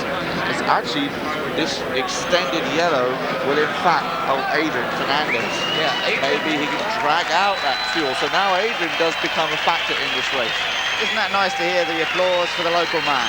Hometown crowd, and I think he did a good job. He had a good race. Jason Bright. For the amount of little time he spent in the car, actually on the track here, tough. But we should now add our list of 9 to go into the championship. We'll eliminate that man right there, Roberto Moreno. Yep, that's counted him out for the title. Oh dear, and it all was very messy down there, wasn't it? And I think you're right. I think Tracy and Breck just about got through there safely. Actually, we cannot count him out yet because he's still in it unless poor Tracy wins it. Just take another look at this view. And in fact, no, look, Tracy did run into the back of Breck, you know, before they even got to that point. And look, Breck just running over some of the debris. Those two had actually made contact coming out of the final corner, but I'm not sure that it was heavy enough to do any damage, so they may have got away with it. But I'm sure that Tracy actually nerfed the back of Kenny Breck as they came out of turn 12, because Breck got on the power, then lifted as he saw what was happening in front of him. Tracy obviously hadn't seen it at that point, kept his foot in a little bit, and hit the back of Kenny Breck's car. So I'm not sure that any damage was done, but definitely contact there between Breck and Tracy up front. Fernandez, race leader, hoping for as much yellow as possible to help him stay out there and not come in for fuel. But Kenny Breck and Paul Tracy could perhaps be the main rivals for this race win. Here we are back live at the California Speedway, and I'm afraid weather conditions slightly different to what they were in Surfers Paradise. Yeah, I'll say, couldn't be much more different. We saw that the guys out there on the surf in Surfers Paradise, and well, you could almost do that here, except it's not quite so warm.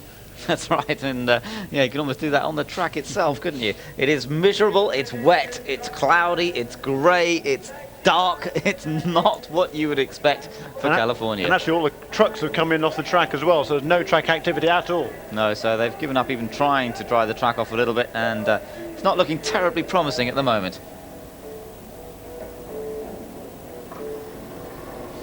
So that's still our view down to the east there, which, as you can see, a little bit of brightness, but over to the west there is a lot of cloud and not much else. A little bit of brightness there. There's the eternal optimist. It's slightly brighter there than it is straight up ahead, where it's almost very dark indeed. It's really a great shame. And you know, this look at the lights there on the tower there, with the car numbers there and the race order, and they're really shining brightly at the moment, and it's really quite dark here at all, and the camera is the exposure levels of the camera, they're brightening it up more than it really is. Look at that one lone truck down the pretty flooded back straight.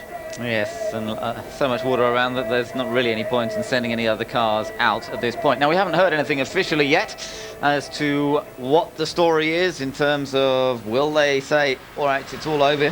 We're still at 2:30 local time here in California, so that gives us a bit of time. But as you mentioned earlier, Jeremy, with the amount of time required now to dry this track out, it doesn't look at all likely that we're going to get a race this afternoon, and it means that it'll then get knocked over to Monday morning. Be a great shame, of course. A great many fans won't be able to make it back. Their tickets will be valid, but you know, they won't be able to get off work and come along, will they? No, they won't. That's a great shame, because certainly a great racing prospect. I'm sure we'll have a respectable crowd here, but it's a huge main grandstand here that seats more than 100,000 people. A lot of people in the infield too. The camper area pretty much packed on the infield. It's a great spectacle, a great atmosphere there in the infield of this racetrack, and it's certainly going to be a huge shame if a lot of these people are going to have to go home. Yeah, great disappointment, and well, that's the way it is. Mind you, there's this nasty bug going around Southern California. I can see a lot of people crying off sick tomorrow morning.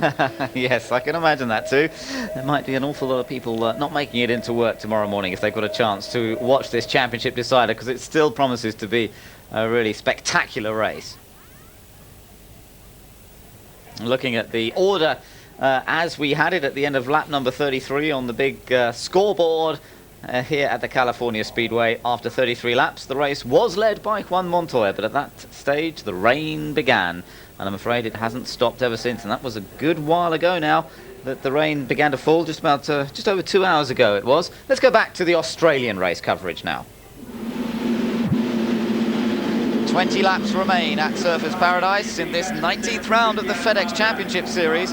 Adrian Fernandez leads the field around behind the pace car and hoping to get as much yellow as possible, that he may be able to stay out there to the end of the race. The cars behind him, Alex Barron, Max Papis, I think will have to stop before the end of the race unless they can also save fuel massively in the final stages. Kenny Breck, Paul Tracy, Christian Fittipaldi and Jimmy Vasser next up. Now they have plenty of fuel on board.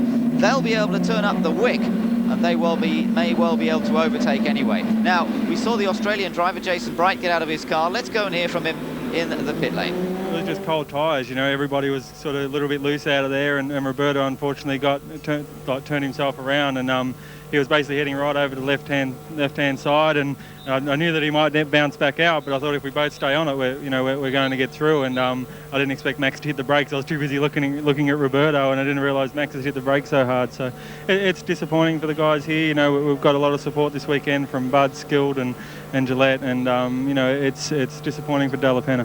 It was a great ride. Congratulations on what was for a while a great ride. Yeah, thanks, John. So Jason Bright, I think he's credited himself pretty well this afternoon. In the end, he didn't, as we say, get a lot of practice laps in before the start of the race, but he drove well this afternoon. And he's proven himself in the post-race interview because he managed to mention all three sponsors and the team owner. Very good, James. That's right, and he even talked and even referred to the interviewer by name. That's good news. So he's he's very professional, is our Jason. But out of the race, unfortunately, with 2/3 distance completed. This race may well be cut off by the 2-hour time limit, which will be interesting because these races do have a 2-hour time limit, and if they're not going to get all the laps in before that, then the checkered flag will fall after 2 hours. Luis Garcia in the pits. He's coming in to get some fresh rubber for that charge up to the front. Yeah, that's right. Well, I don't think we're going to see him charging up to the front, but he's still in there. That's the main thing. Still in the battle, and never know, he might still score some points, although there are still some 16 cars running in this race, so you still got to do a bit of work here this afternoon to score some points. Fernandez, our race leader. Now, wouldn't it be something if he could win this race? If they all finished where they are now, well, this is what the points would look like going into the final race in Fontana. There would basically be 4 drivers in with a mathematical chance, back to Moreno, but 3 drivers with a serious chance of winning the title. That would be De Ferran, Fernandez and Paul Tracy. But I think positions may well change a fair bit before we get to the checkered flag here. Moreno would have his work cut out in Fontana.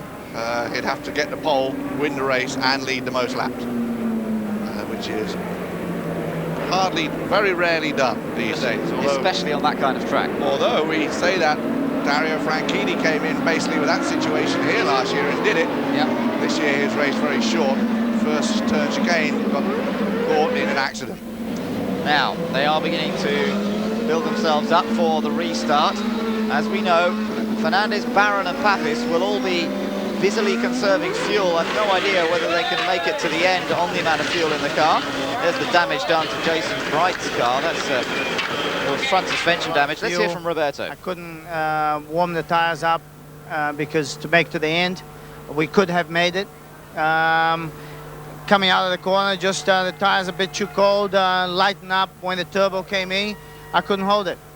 As far as the championship is concerned, does this seal your fate, or are you still going to be optimistic going into this last race at Fontana? Well, we're going to try everything we can, like we did here. We came from the back, we're all the way up to the front. The Vision team did again a great strategy work. Unfortunately, I wasn't up to it today, so it wasn't meant to be. We're certainly going to come back stronger the next race and also next year somehow. It has been a great season for me. The Vision team has done a great job to put me up front there. I'm fighting on the championship to this point against drivers that have a lot more experience in this game than I have. Thank you. We're back green. We're back to green. Look at Tracy, Papis and Kenny Breck, all 3 abreast. Oh, there's an accident. Papis loops it and Breck goes through. Oh, and they've missed him so far now. Tracy gets held up. Servia goes past Vassar, Fittipaldi. They went through the chicane. Will they get in trouble? This is going to be a real mess to sort out. But amazingly, most of them have got through safely. Papis getting sideways again, but he still survives. Cristiano De Mata also going through. I'm not sure if they'll get in trouble with that, but Tracy definitely had contact with Max. Let's take another look now. Fernandez got through safely. Fernandez and Barron have gone away. Papis looping it. Look at this. How did they manage to miss him? In the middle of the road, his rear wing is damaged. Look at that. The rear wing is bent. Tracy gets through, but Servia had to go through the chicane, and so did the other front runners. And they gained position and they gained track. Servia locks it up. He maybe has. Oh, Paul looks like he ran hot right through the grass. He did. He ran right over the corner of the grass there. And now Servia's coming back and Paul's trying to defend that position. This is amazing stuff. Servia now trying to get it back. Oh, he's elected Tracy. Oh no! Disaster for Tracy. Oh, that's crazy, crazy, crazy stuff. And look at Tracy's car. It's demolished at the front.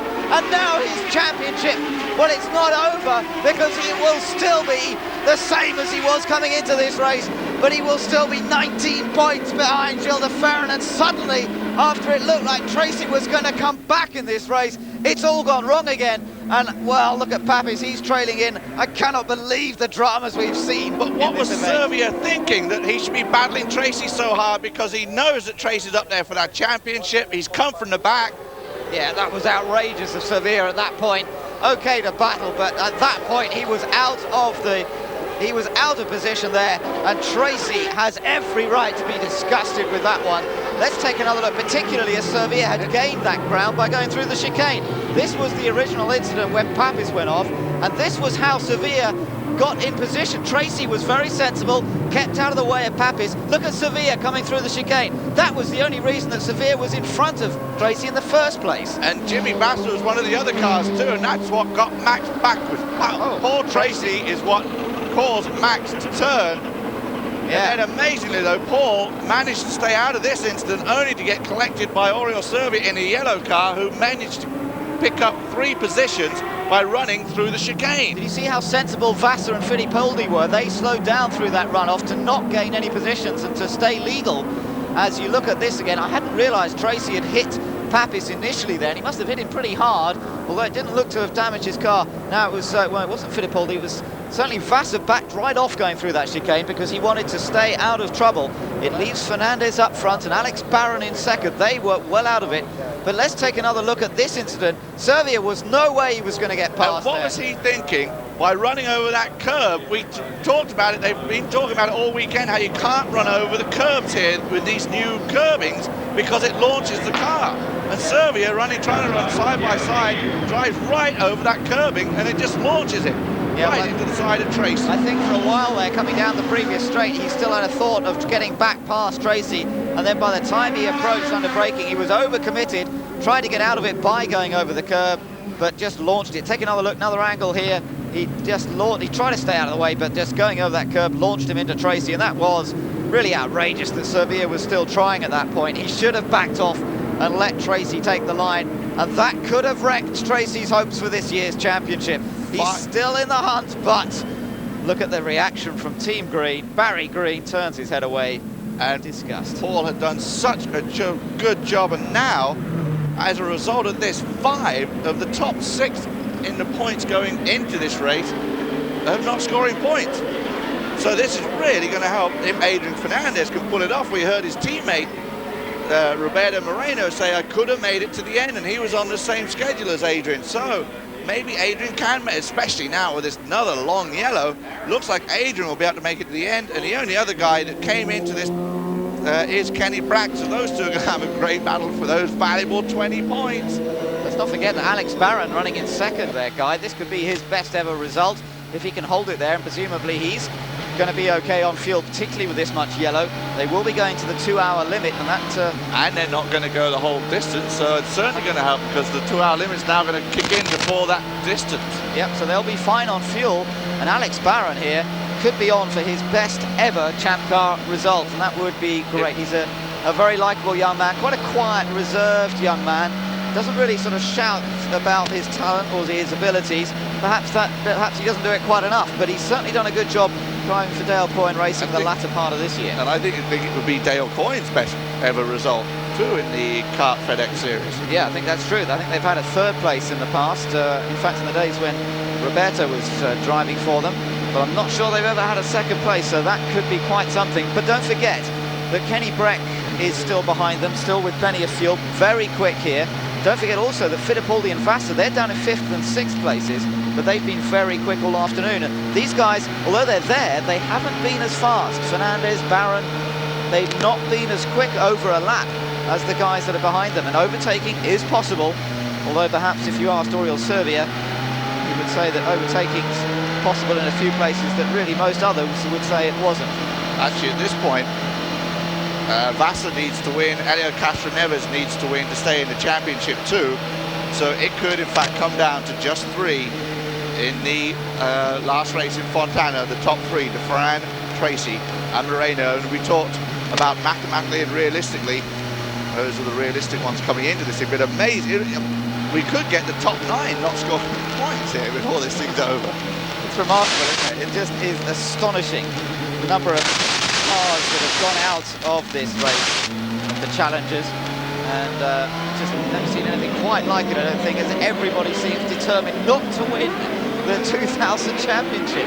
Nobody seems to be able to get a hand on that Vanderbilt Cup as it is for this season and keep their hand on it. They seem to keep slipping from their grasp, but now Fernandez is the next man with a good chance of closing up in that points battle.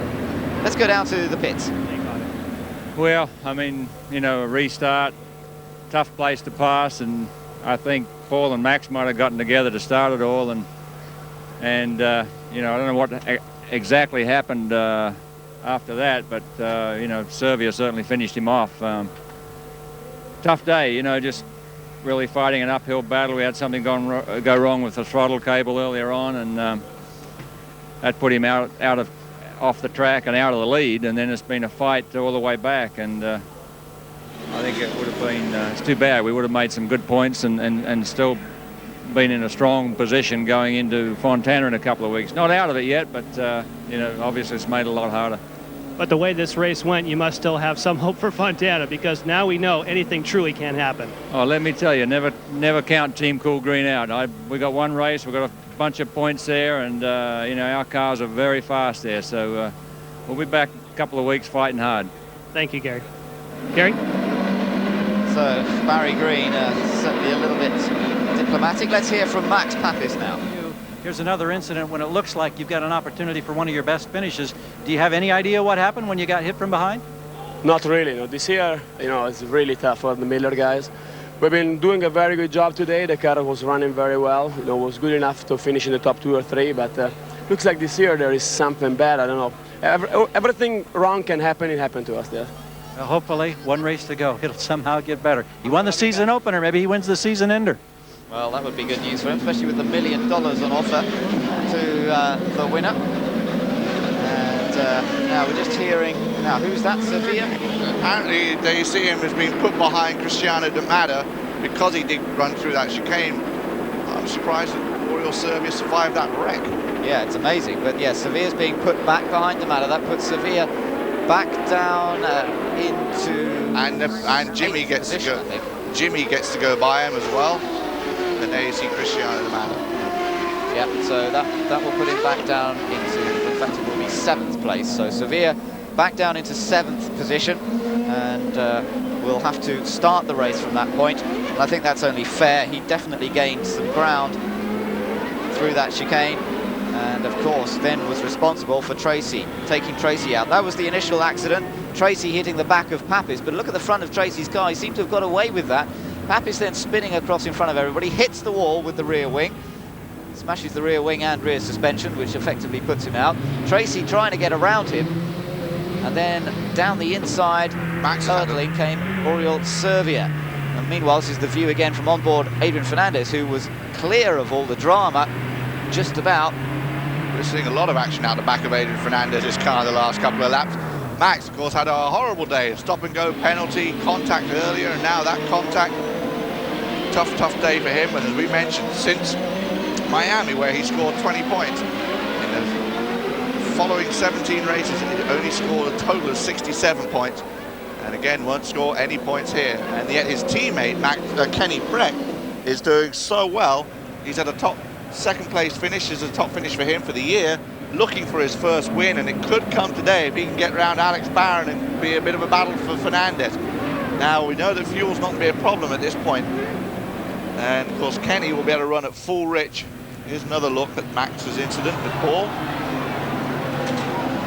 I just don't understand what Sevilla was thinking though, by cutting the chicane. He knows you can't do that, and then to continue to battle Paul and run over that curve, which they were told, or they found out early on, launches the car. Yeah, just a bit of overexcitement there for the Spaniard Oriol Servia, and a shame because he's driven well this season. But an incident like that towards the end of the season can make people not offer you drives for the following years. It's not a good time to start doing manoeuvres like that, and it's disappointing for Oriol Servia, who has in fact driven extremely well overall throughout the year. Now, the car's getting ready for the restart. Looking at the watch, they're going to get about 10 minutes of racing in, I would say. It's only going to be about 7 laps. Fernandez has a great record on the Faroe races. He's never won here in Australia, but he always seems to go well on the long distance races, in Japan, where he's won, in Rio, where he won this year, in fact. And he does seem to love the Faroe races, and I wonder whether he's going to be able to manage to take victory here in Australia this weekend. Alex Barron and Kenny Breck will chase him as they come around to take green. And again, that would mean we still have another first-time winner in Australia as they come around and see if they can get it clean this time. No one going sideways on those cold tyres. Very clean start there for Adrian Fernandez. Barron perhaps a little cautious after getting it sideways last time, and that's given Fernandez a clearer run. Look at Kenny Breck trying to get round the outside of Alex Barron, and he's gained second place, and I'm not sure that they will allow him to keep that. They went in side by side, but he hadn't got the move past, so I don't know whether Kenny Breck will be allowed to get away with that. Alex now coming under pressure from Christian Fittipaldi. Barron desperately trying to protect his best ever result. Vassar's locking up. Look at D'Amata. Oh, and Servia's there again, and he's going to get squeezed in the wall if he's not careful. And Carpentier in the blue car in the mix as well. Big traffic jam there. Michel Jourdain having a good run. Helio Castroneves has picked up 3 positions since the green flag, now looking for his 4th on Jourdain. Great stuff up front. Fernandez leads, and Brecht's been told he's got to let Barron repass him again, apparently. Well, how do you let just one guy go by? The other guys aren't going to let... He's done it though. Look, Barron has got back past. Take a look at the replay here. They came into the chicane side by side, but Barron was definitely a fraction ahead, and Brecht decided to take to the escape road, but he should then have slotted in behind Barron, then he would have been okay. Now he's had to let Barron through. Oh, look at this, Fittipaldi and Vassar making contact virtually, and Sevilla behind them as well. Sevilla gets past Vassar, and their front wing finally cries enough on Vassar's car. It has contact again. It was damaged early in the race, and now that whole right front fin has flown off Jimmy's car. And now he's going to find out. He knows it's gone, but he's going to find out just how much to understeer, or the steering is going to understeer when he gets to his first chicane. We may see Jimmy run over some grass before this thing is over. Yeah, so the Houston winner now in a bit of trouble himself. Fernandez leads by half a second from Alex Barron, and with Brecht back down into 3rd place, having to give that position up now, he can go on the charge. Sevilla is in 4th place. Vassar is now up into 5th, or down rather, to 5th place. Cristiano de Mata is in 6th, followed by Carpentier, Castroneves, Jourdain, Canaan, Gugelmin and Blundell, the 2 Pac West cars in the points at this stage. Look at Cristiano de Mata taking a little look down the inside there as Castroneves locks up right behind Carpentier. He's got by Jourdain, as we saw, and now working on Carpentier. So Helio suddenly getting a strong car towards the end. He needs it to stay in that championship battle. Alex Barron is proving to be very strong. Serbia locking him up again. Serbia amazingly up into 4th. Well, Serbia, I mean, I think he's got a bit of a rush of blood to the head this afternoon, but don't count him out yet, because he looks very, very determined, and he's closed up to the back of Kenny Brecht's car, and Serbia really can scent a podium finish here this afternoon, I'm sure, which might at least put some of what's happened here behind him as Vassar and de Mata follow him through. He's not going to punt Kenny Brecht out, as we have a yellow, local yellow. Not sure, I think it's probably for a bit of debris on the track, possibly. Adrian Fernandez, if he can win this one, will be the first guy to win on all the continents of which kart visits. This being a timed race now with around about 8 minutes to go as Fernandez crosses the line to complete 53 laps, and he's managed to just open up a little bit of an edge over Alex Barron in 2nd position, and then 3rd place for Kenny Brecht. Brecht still chasing his first ever win in the Champ Car Series. Vassar a little slow through the chicane. That right front wing missing entirely now, but he still seems, well, not entirely, there's a little bit of it left, but he still seems to be able to go pretty fast despite that. And Kenny Brecht, he knows it, has to finish 2nd or else he is out of the title battle going into Fontana, only by a point, but he'll be out of it. He won't have enough to be able to make up points. Little report that Alex Barron, there could be smoke from Barron's car. We'll keep an eye on that. We saw Sevilla locking up a second ago. It must be a bit frightening for Vassar following Sevilla, because he seems to lock up at just about every corner. Of course, remember, once you've flat spotted the tyres once, the tyre tends to lock up in that very same place again. They're the 2 Pac West teammates battling for 11th place. Hey, at least they're battling for points this weekend. That's right. That's an advantage. Certainly a step ahead of what most of the races have been for them this year. There's Jimmy Vassar, still that car handling reasonably well despite the damage to it. It's amazing what Jimmy's been able to do. De Mata locks up. Right, Jimmy's got people locking up behind and in front of him.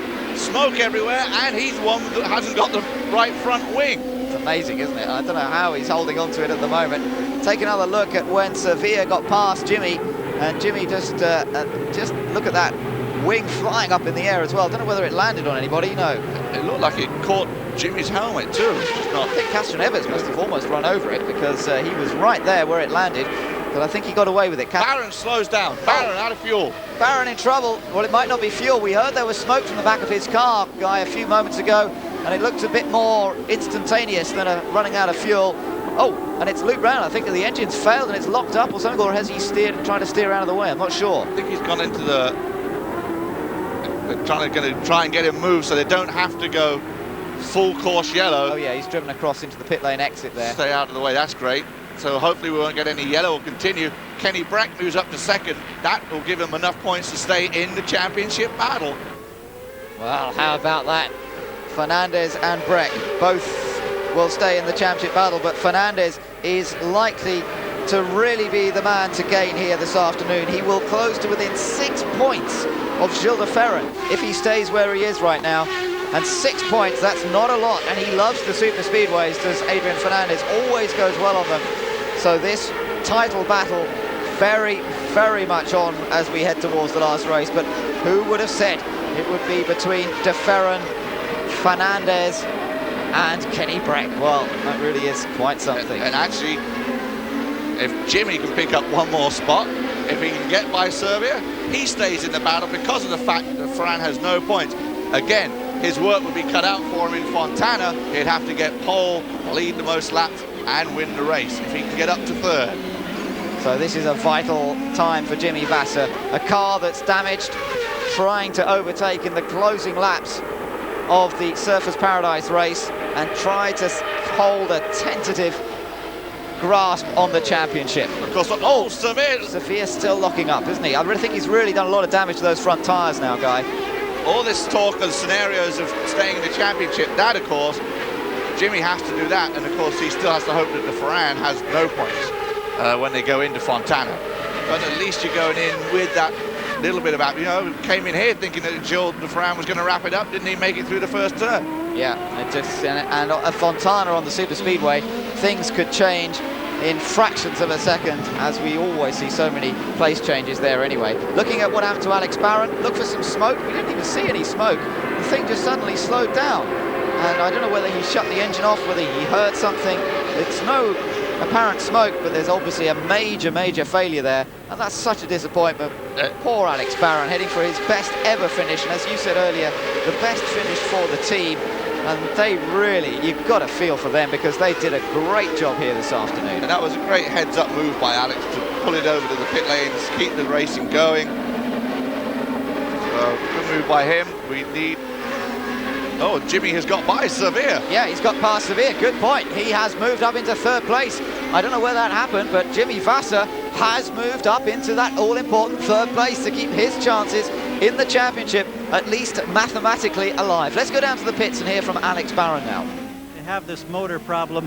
What are you experiencing right now? I almost hate to ask, but I have to. I'm lost for words. I don't really know what to say. I mean, we had a really good car. We had a really good car today, and the car was really comfortable. And you know, it's just a shame because the Sports Today car was running really good all weekend, and I mean, we really needed this. And for 4.5 minutes to go to the end of the race and have that happen, it's so discouraging. But just got to keep our heads up and go into Fontana. Thank you very much. Thank you. Well, it's so disappointing for Alex Barron. I can't believe it. And well, that is motor racing, but it can be so cruel sometimes to people who perhaps need the luck more than anyone else. Look at this, Tarso Marquez locking up, and we've seen that Sevilla's lost another place. Looking at the leaders go through, so this was when Sevilla was passed by Jimmy Vasser. He slipped down the inside there, just locked up a little bit on that left front, but a good move by Jimmy, beautifully. And Damada has now also got past Sevilla. And now Elio still works on Carpentier. I thought he was going to be able to get by me. He hasn't been able to, but he's now coming up on Sevilla with Carpentier, so that may give them another spot or two. Good battle going on here. Time is running out. Breck has got maybe a lap and a half or two to try and get this move done on Adrian Fernandez. But does he take a risk here, Guy? Does he really gamble when he could still be in with a shot of the championship? And if he took the gamble and took them both off, then of course it could all be over.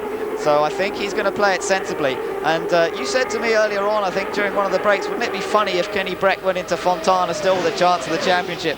And he could still possibly win the title without winning a race. I mean, that's not beyond the realms of possibility. It'd be quite amazing for that to happen.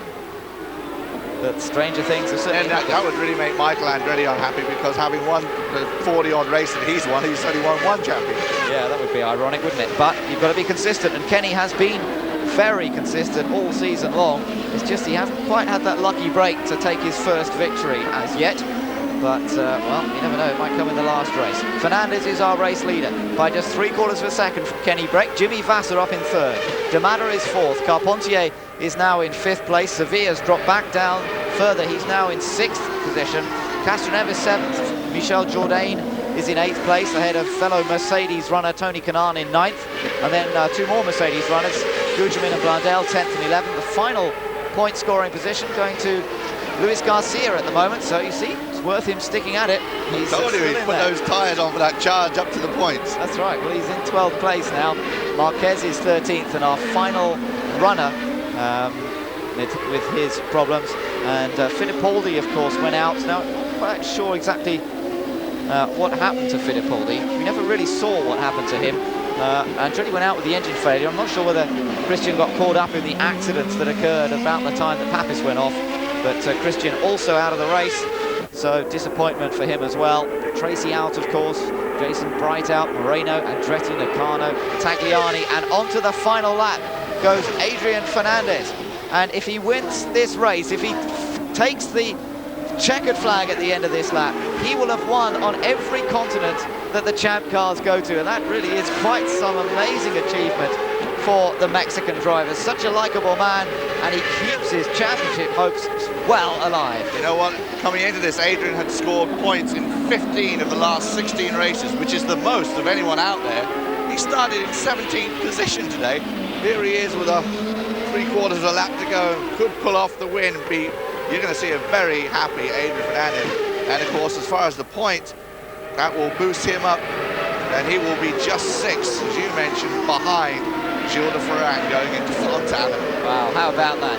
How about that? As Adrian Fernandez busy working on building up his own team for next year. He will be leaving the Patrick team at the end of the season to set up his own team, but wouldn't that be something to set up as the reigning champion? That would be really quite an achievement.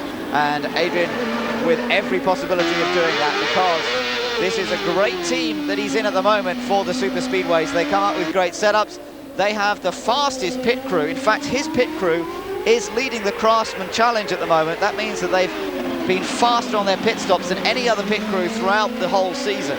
And that means that he will be in great shape come Fontana, but he's in great shape here in Australia as Adrian Fernandez comes through to win one of the most incident-packed races we've seen in the whole season. Fernandez wins it. Kenny Breck finishes in a fine 2nd place. Jimmy Vasser finishes 3rd to maintain his championship hopes as well. Cristiano de Matter is 4th. Carpentier 5th. Castroneves. And we come back live to our coverage now at the California Speedway. That was how Adrian Fernandez got himself in position to win this championship. But it isn't going to happen today. The race has indeed been postponed. But stay with us. We'll give you all the latest news. And we'll be giving you all that news in just a few moments' time, as we've learned that the CART officials have taken the decision as to postpone the race and to run it tomorrow. No great surprise there, Jeremy, with that rain having set in this afternoon. Once that extra bit came in, there was just no chance, really, was there? No, not really. Certainly the rain has slackened off somewhat now. It's not raining with the same intensity as was before, but that is the queue, in fact, for the Metrolink, the train service that links from here into downtown Los Angeles, some 60-70 miles west of here. Great way to travel to the racetrack, literally door to door almost. Yeah, it is good, but it's a rather wet and miserable queue down there, isn't it, as everybody waits to leave. And rather sad for the fans who turned up in force to see the championship get settled here. Now they'll have to try and get off work tomorrow and come back to fill up the stands and see what happens. Weather forecast, as I say, is better for tomorrow, so let's hope things do get underway properly then.